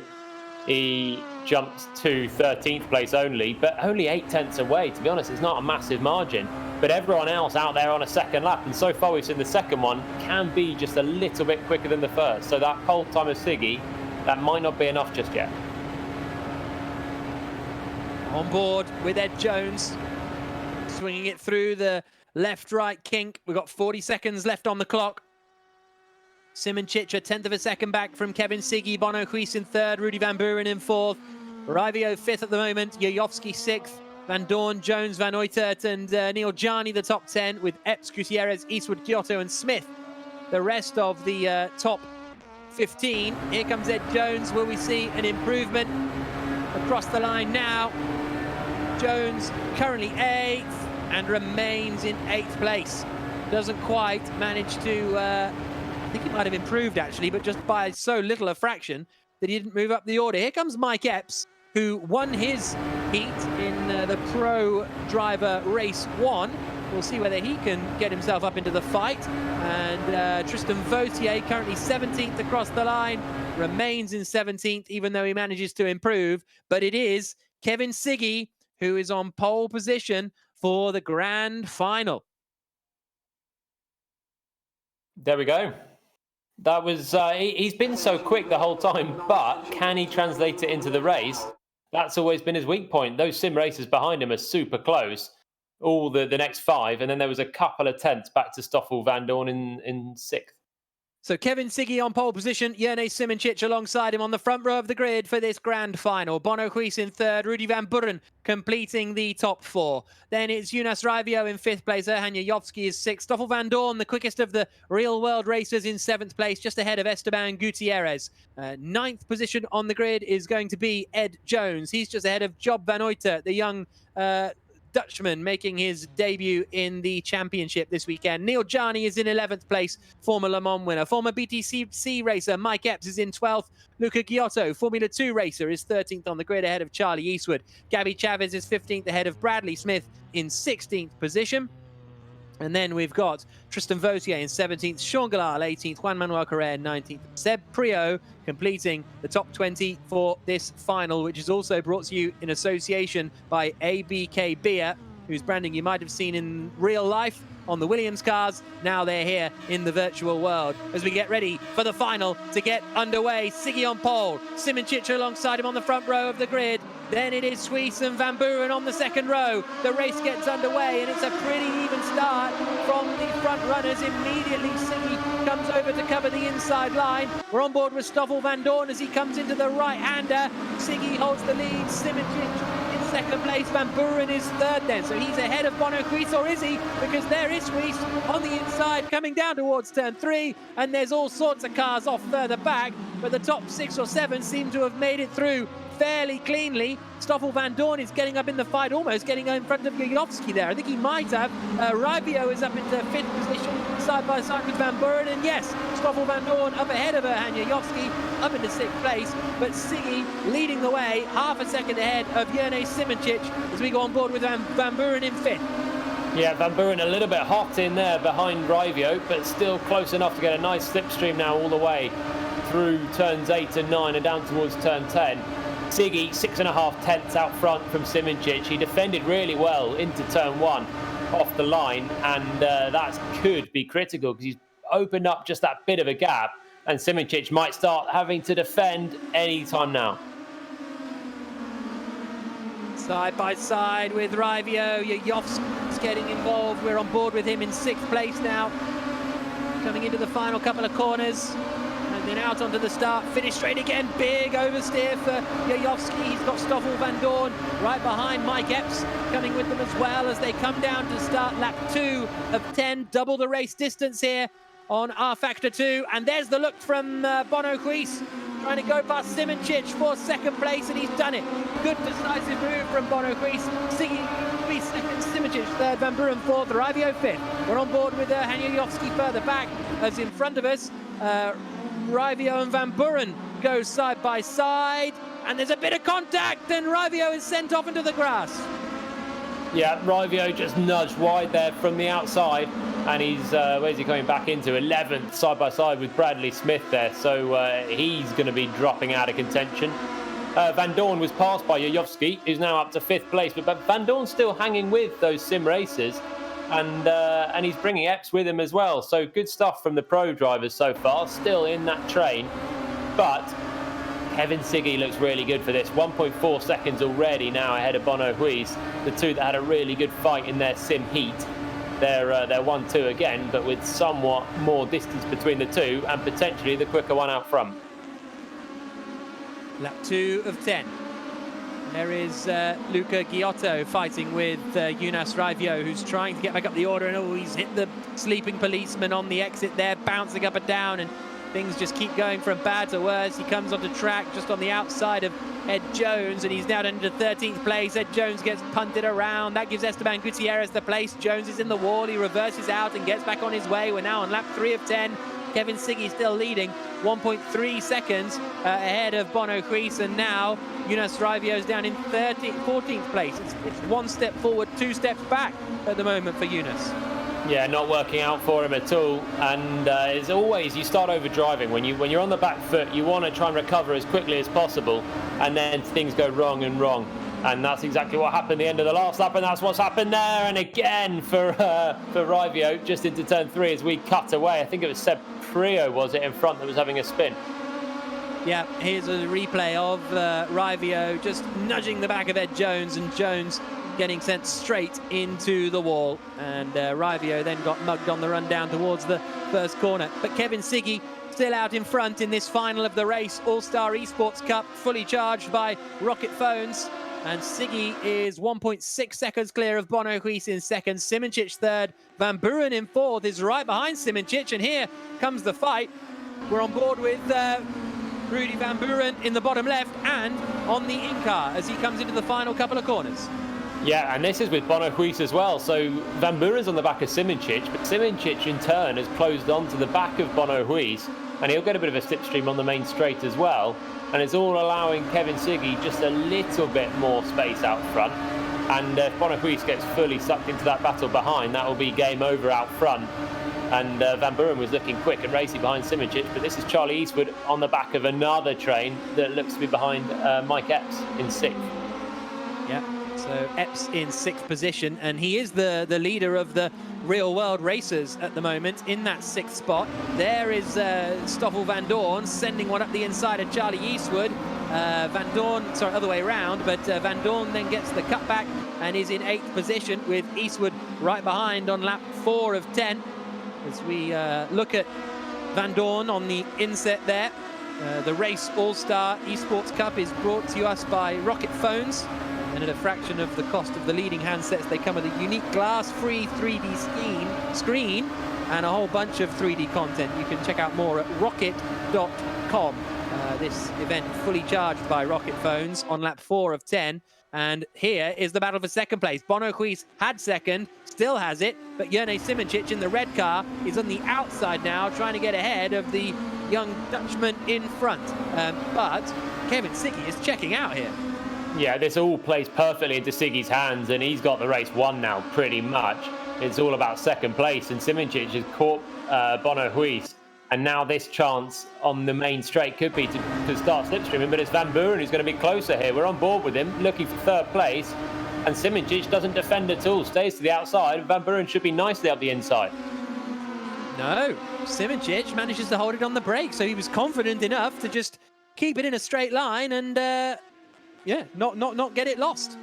Yeah, he stayed with a little bit of slipstream from Bono Huis as well, because Huis was on the outside, Simoncic also was on the outside. He had good straight line speed and then was very good on the brake, so it looked like Van Buren was come through, but Simoncic, good straight line speed, good braking, and that is not the case there for Chavez and Charlie Eastwood, both in real problems coming out of turn 3. Rude from Charlie Eastwood. He pushed Chavez out onto the grass. Chavez lost control. The two got intertwined and spin they did on lap 5 of 10 in the final here. And we're on board with Chavez, who's now down into 14th position. And that's a real shame for them. They're behind Neil Jani now in 13th spot. Kevin Siggy's lead up to 2.1 seconds up at the front. It's absolutely huge, but Huis is under pressure again. On board with Simoncic, who tries to send it to the outside of turn 8, and he's done it.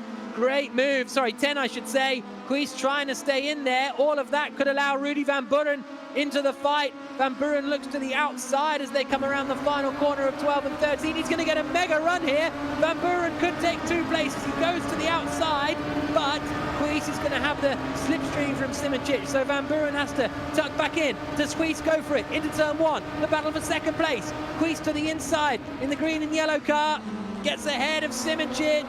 Van Buren trying to take advantage as well, but he's not quite close enough to do it. Can he get a run into turn 3? Simoncic covers the inside line. Nothing doing there for Rudy Van Buren, so Bono Huis holds on to second place.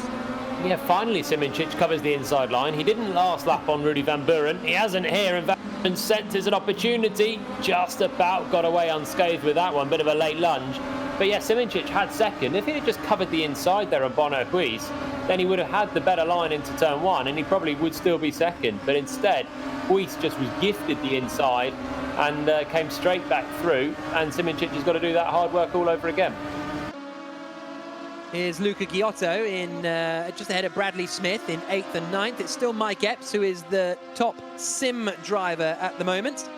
Top real-world driver at the moment on lap 6 of 10. And here we go again. Huis, Simoncic and Van Buren all together. And Jajowski now is joining this fight as well. He's in the red car at the back of the train. What's going to unfold this time out onto the start-finish straight? Yeah, Van Buren's getting very frustrated as well. Even looking at the him from that small shot on the left, you can sense frustration when Simoncic got a lovely slipstream off Huis to stay ahead last lap. Again, Simoncic doesn't take the inside, and surely this time Van Buren can outbrake him and hang him out to dry on the exit. No. Simoncic is mega on the brakes on the outside into turn 1. I don't know how he's holding this position, and now Jajowski is the red car at the back of the queue that you see darting around trying to make a move. So Siggy, Huis, Simoncic, Van Buren and Jajowski are the top 5, but there's a 3.5 second gap from Siggy back to Huis. Jajowski a little bit wide there at 4, which has cost him a little bit of ground to the two in front. And actually Bono Huis has broken away a bit, but this man, Kevin Siggy, he's in a race of his own today. Gone. This is the one time now that he's able to just get out front and not be rattled by other people. Van Buren has been bogged down with Simoncic and Huis.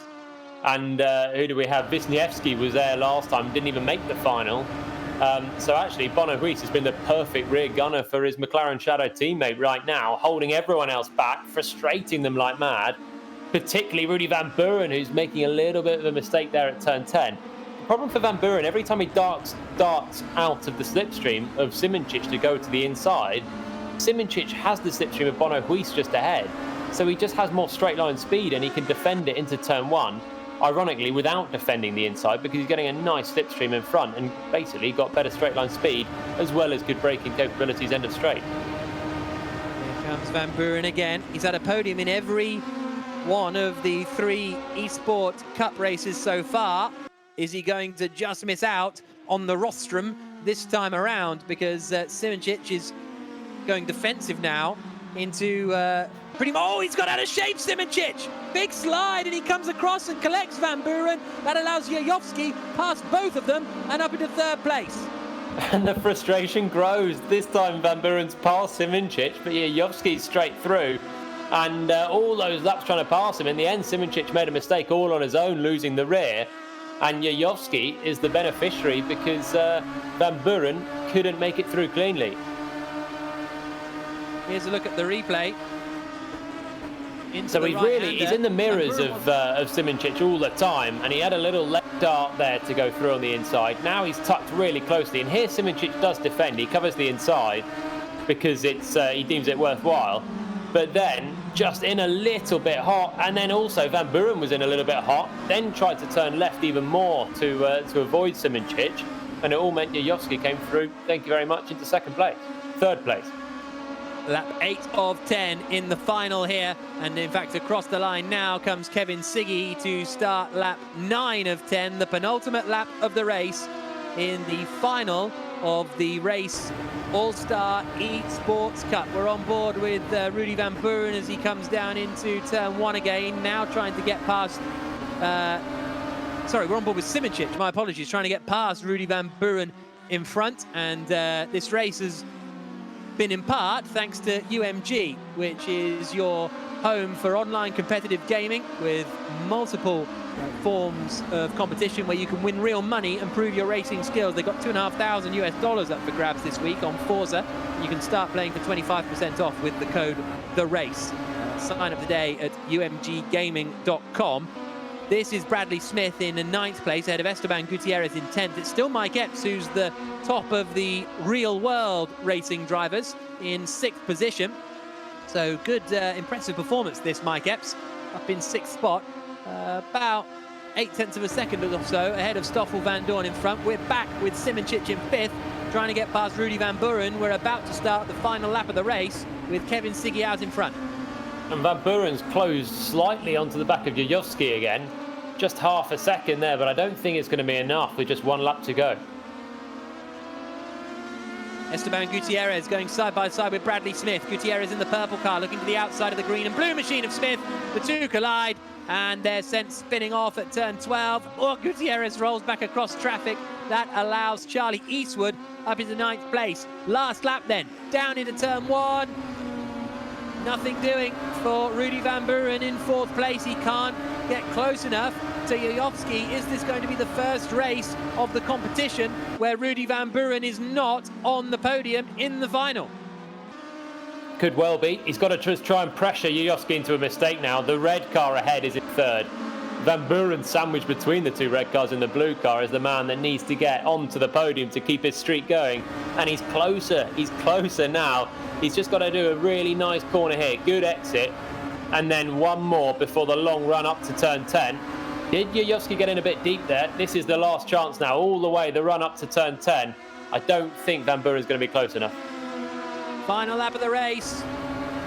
Bradley Smith in 10th place. You're seeing him on the inset in the bottom left. Trying to chase down Charlie Eastwood. Here comes the fight. Rudy Van Buren's driving for the final podium position. Sends it to the outside. Van Buren, and he's pulled it off. Jajowski's going to try and hang in there. but I think Van Buren's got it. What a great move on the final lap by Rudy Van Buren. But it's Kevin Siggy who, out of the final corner, wins the race All-Star Esports Cup, fully charged by Rocket Phones around the NOLA circuit. A brilliant race for Kevin Siggy, 2.5 seconds to Huis, and Van Buren just makes it onto the podium in third spot. Fourth for Erhan Yayovski, Simoncic in fifth place. Mike Epps is the best real-world driver in sixth position. Who's going to be ninth? It's Charlie Eastwood by about 0.03 of a second. And Bradley Smith completes the top 10, but Kevin Siggy, a dominant drive from him. But Van Buren got there right on the final lap. Yayovski got mugged there right at the end. He never should have allowed Van Buren around the side. It was very fair, it was very clean, but he lost his podium. Kevin Siggy takes the win. Bono Huis in second place. Rudy Van Buren, with that last lap move, secures his place on the podium. Erhan Yayovski fourth. Jene Simoncic completing the top 5. Epps, Van Dorn, Giotto, Eastwood and Smith, the rest of the top 10 after a very entertaining race in Louisiana. Well, I enjoyed that race, enjoyed that track, enjoyed it all. It's been good, hasn't it? I have hats off to NOLA. This track I'd never heard of is a nice little track in New Orleans, and we've had a good day of racing action. They're even coming down for the podium in the final, right to the final corner. Brilliant move from Van Buren. It's had it all, hasn't it?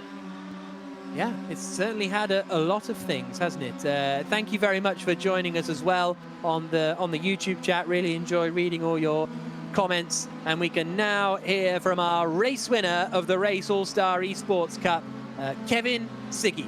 Another commanding win, another great pole position, and what a performance, Kevin. I don't really know what to say to you, to be honest.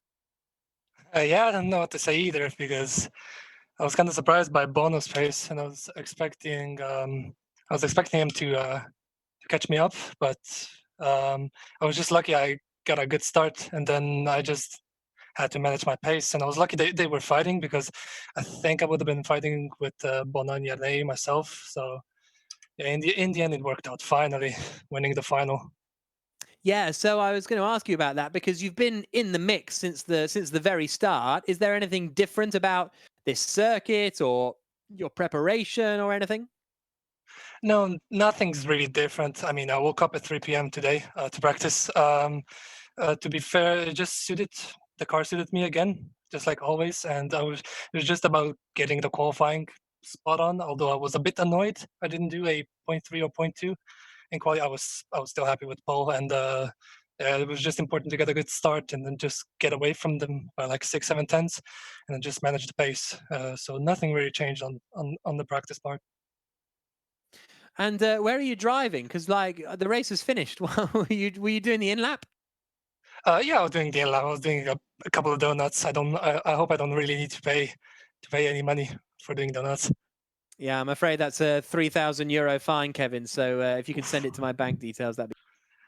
Oh god, yeah, I was unlucky then. Okay, well, congratulations, Kevin, and best of luck for next week. Thank you very much. So what a great drive there from Kevin Siggy. Best of the real world racers, Mike Epps. A very impressive drive from Mike to finish in 6th place, ahead of the likes of Stoffel Van Dorn and Charlie Eastwood and Gabby Chavez, all in that fight. Let's check in with Mike Epps, shall we? Mike, how was that race for you? You're really good on the starts. Again, made a good load of places up there. Yeah, I've been practicing those. So I spent some of my time not doing hundreds of laps and just focusing on getting a good start. So got involved in a huge sort of sandwiching moment at the first corner, and I wasn't sure if I had any damage, but didn't seem to. So managed to have a good fight with Van Dorn and Gabby Chavez. Me and Gabby raced in the same team back in 2013, 2014. I was in USF 2000 and he was in Indy Lights at the time. So it's really cool to race with these guys from across the world, especially with, you know, the current situation. My Siri's responding to me. Did you beat Gabby when you were teammates? Especially when you know the real world at the moment is pretty dire, isn't it? So it's really great that we have this sort of competition to bring us all together and keep the bug alive. Yeah, absolutely. And did you beat Gabby when you were teammates? Never got the race in personally because he was in a car that was about 3 times the power of mine, something like that. That So old in chestnut. flights being the predecessor to IndyCar. So I was just in the little USF 2000, which are very similar to these cars, a little bit less power. So no, it's been awesome. Thank you very much, everyone, for running this, and hopefully back for more. Yeah, hopefully see you next week. Congratulations, Mike. Cheers. Thank you, guys. So that was Kevin Siggy, the race winner, Mike Epps, the top real world racer. It's been great getting to talk to all these drivers and see them during the race as well, hasn't it? But Kevin Siggy finally got it all hooked up. As we've said, he's been there or thereabouts in the first 3 events, but never won the final. You know what? We've had 4 different winners now. Simoncic, shouldn't have started this list. Van Buren, who won last time? Bono Huis, Kevin Siggy. But we've also had 4 different pro drivers at the top as well. We've had Rosenqvist, Junkadea, Philip Eng last time, and now Mike Epps. So it shows that it's changing all the time, and it's great competition. Certainly is. Thank you very much to Jolyon Palmer for joining us in this weekend as ever. And also, let's bring in Sadakist one more time before the end of the show. Matt, great race at the end there, and like we were saying, Kevin Siggy, he's in the groove here. No one could get anywhere near him. I'm not hearing Matt there, so apologies if you are. Unmute yourself. Nicely done. Okay, listen, maybe it was me. I don't know. It's possible. I'm not the sharpest point on the maple leaf, all right? That's what they tell me. But yeah, Siggy, that was excellent. Like you said, break the toe, get away from Bono, those guys battling behind. Siggy's put himself forward in this. He's someone, again, that I didn't know much about. He was kind of the 3rd driver with the McLaren Shadow project. And as Bono and he alluded to in the previous race, they are teammates going forward. Enzo Bonito's obviously moved over to Ferrari for F1 Esports. And I assume Siggy's going to be taking over one of the main 2 seats for that team. So, yeah, really good performance and a great way to put himself on display before that. Didn't crumble under any pressure.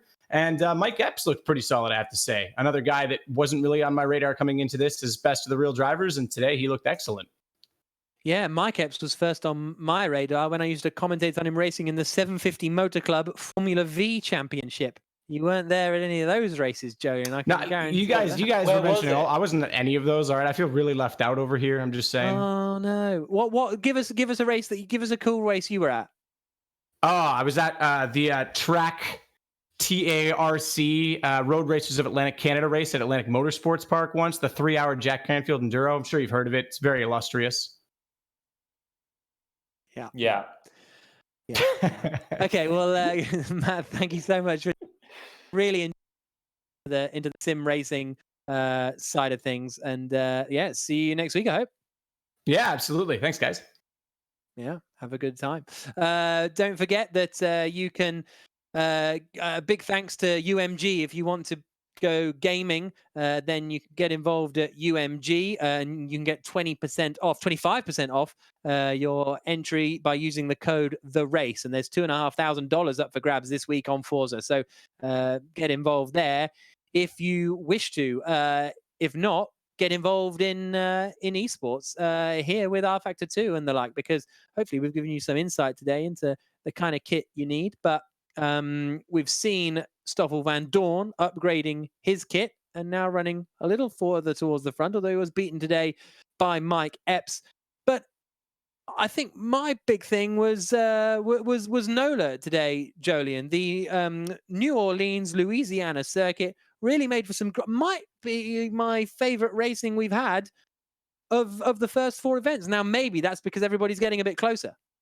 I thought you were going to say the most ludicrous comment ever and say this was your favourite track of all time, Nola. Yeah, but yeah, exactly. I actually think Nordschleifer can go. Yeah, all about Nola these days. Honestly, I actually think this was the best race day in terms of all the races were really close. The racing action was good. There was a bit of carnage, bit of chaos, but some nice clean racing as well. It had it all at Nola. Good stuff. Certainly did. I was trying to do Kinks gag about Nola, but I couldn't quite figure it out, and then my mind went blank. So wasn't that fun? At We Are The Race on social media to keep across everything in the sim racing world and the real racing world, and the website is the-race.com. And we'll be back next week. The Legends race. Let's have one more word on the Legends race, because I think last week it was very much who can get into the race in time, almost, and even Jenson Button today was a bit sort of last minute, didn't really know how to start a race and that kind of thing.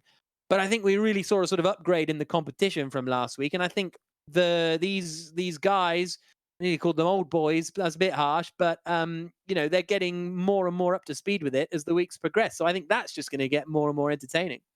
The field was bigger, it's getting more competitive.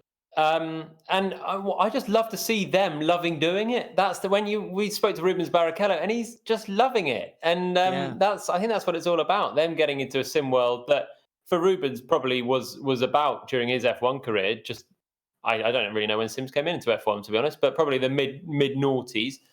But for a lot of the other ones, Emerson Fittipaldi, etc., they wouldn't have grown up on this at all. So it's great to see them giving it a go and giving us some brilliant action. Yeah, well, thank you very much, Jolyon, for joining me for this one. Thank you, Matt Sadakis Trivet. From me, Jack Nichols, and everyone here at the race, it's goodbye, and we'll see you next week. Thanks again to UMG, to ABK Beer, to Rocket Phones, who, of course, have fully charged this event, and the Jones Soda Last Chance Qualifier as well. That was a lot of fun. So thank you to all our partners. And thanks from Jolyon, thanks from me, and we will see you next week.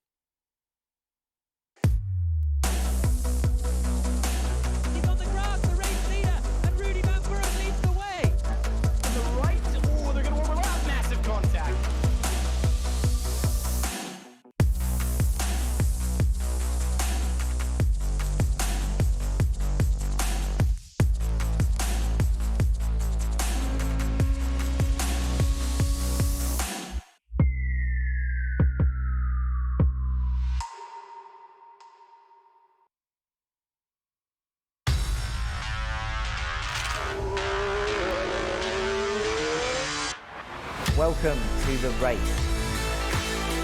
And the lights are out. Great start then. The Moto2 champion steps into the team that's dominating the championship. I'm Scott Mitchell from the race. We're here at Barcelona. Sebastian Vettel is fighting for his career. There has to be a title assault, and anything less will be a failure. Oh, and a spin! We lost the GoPro.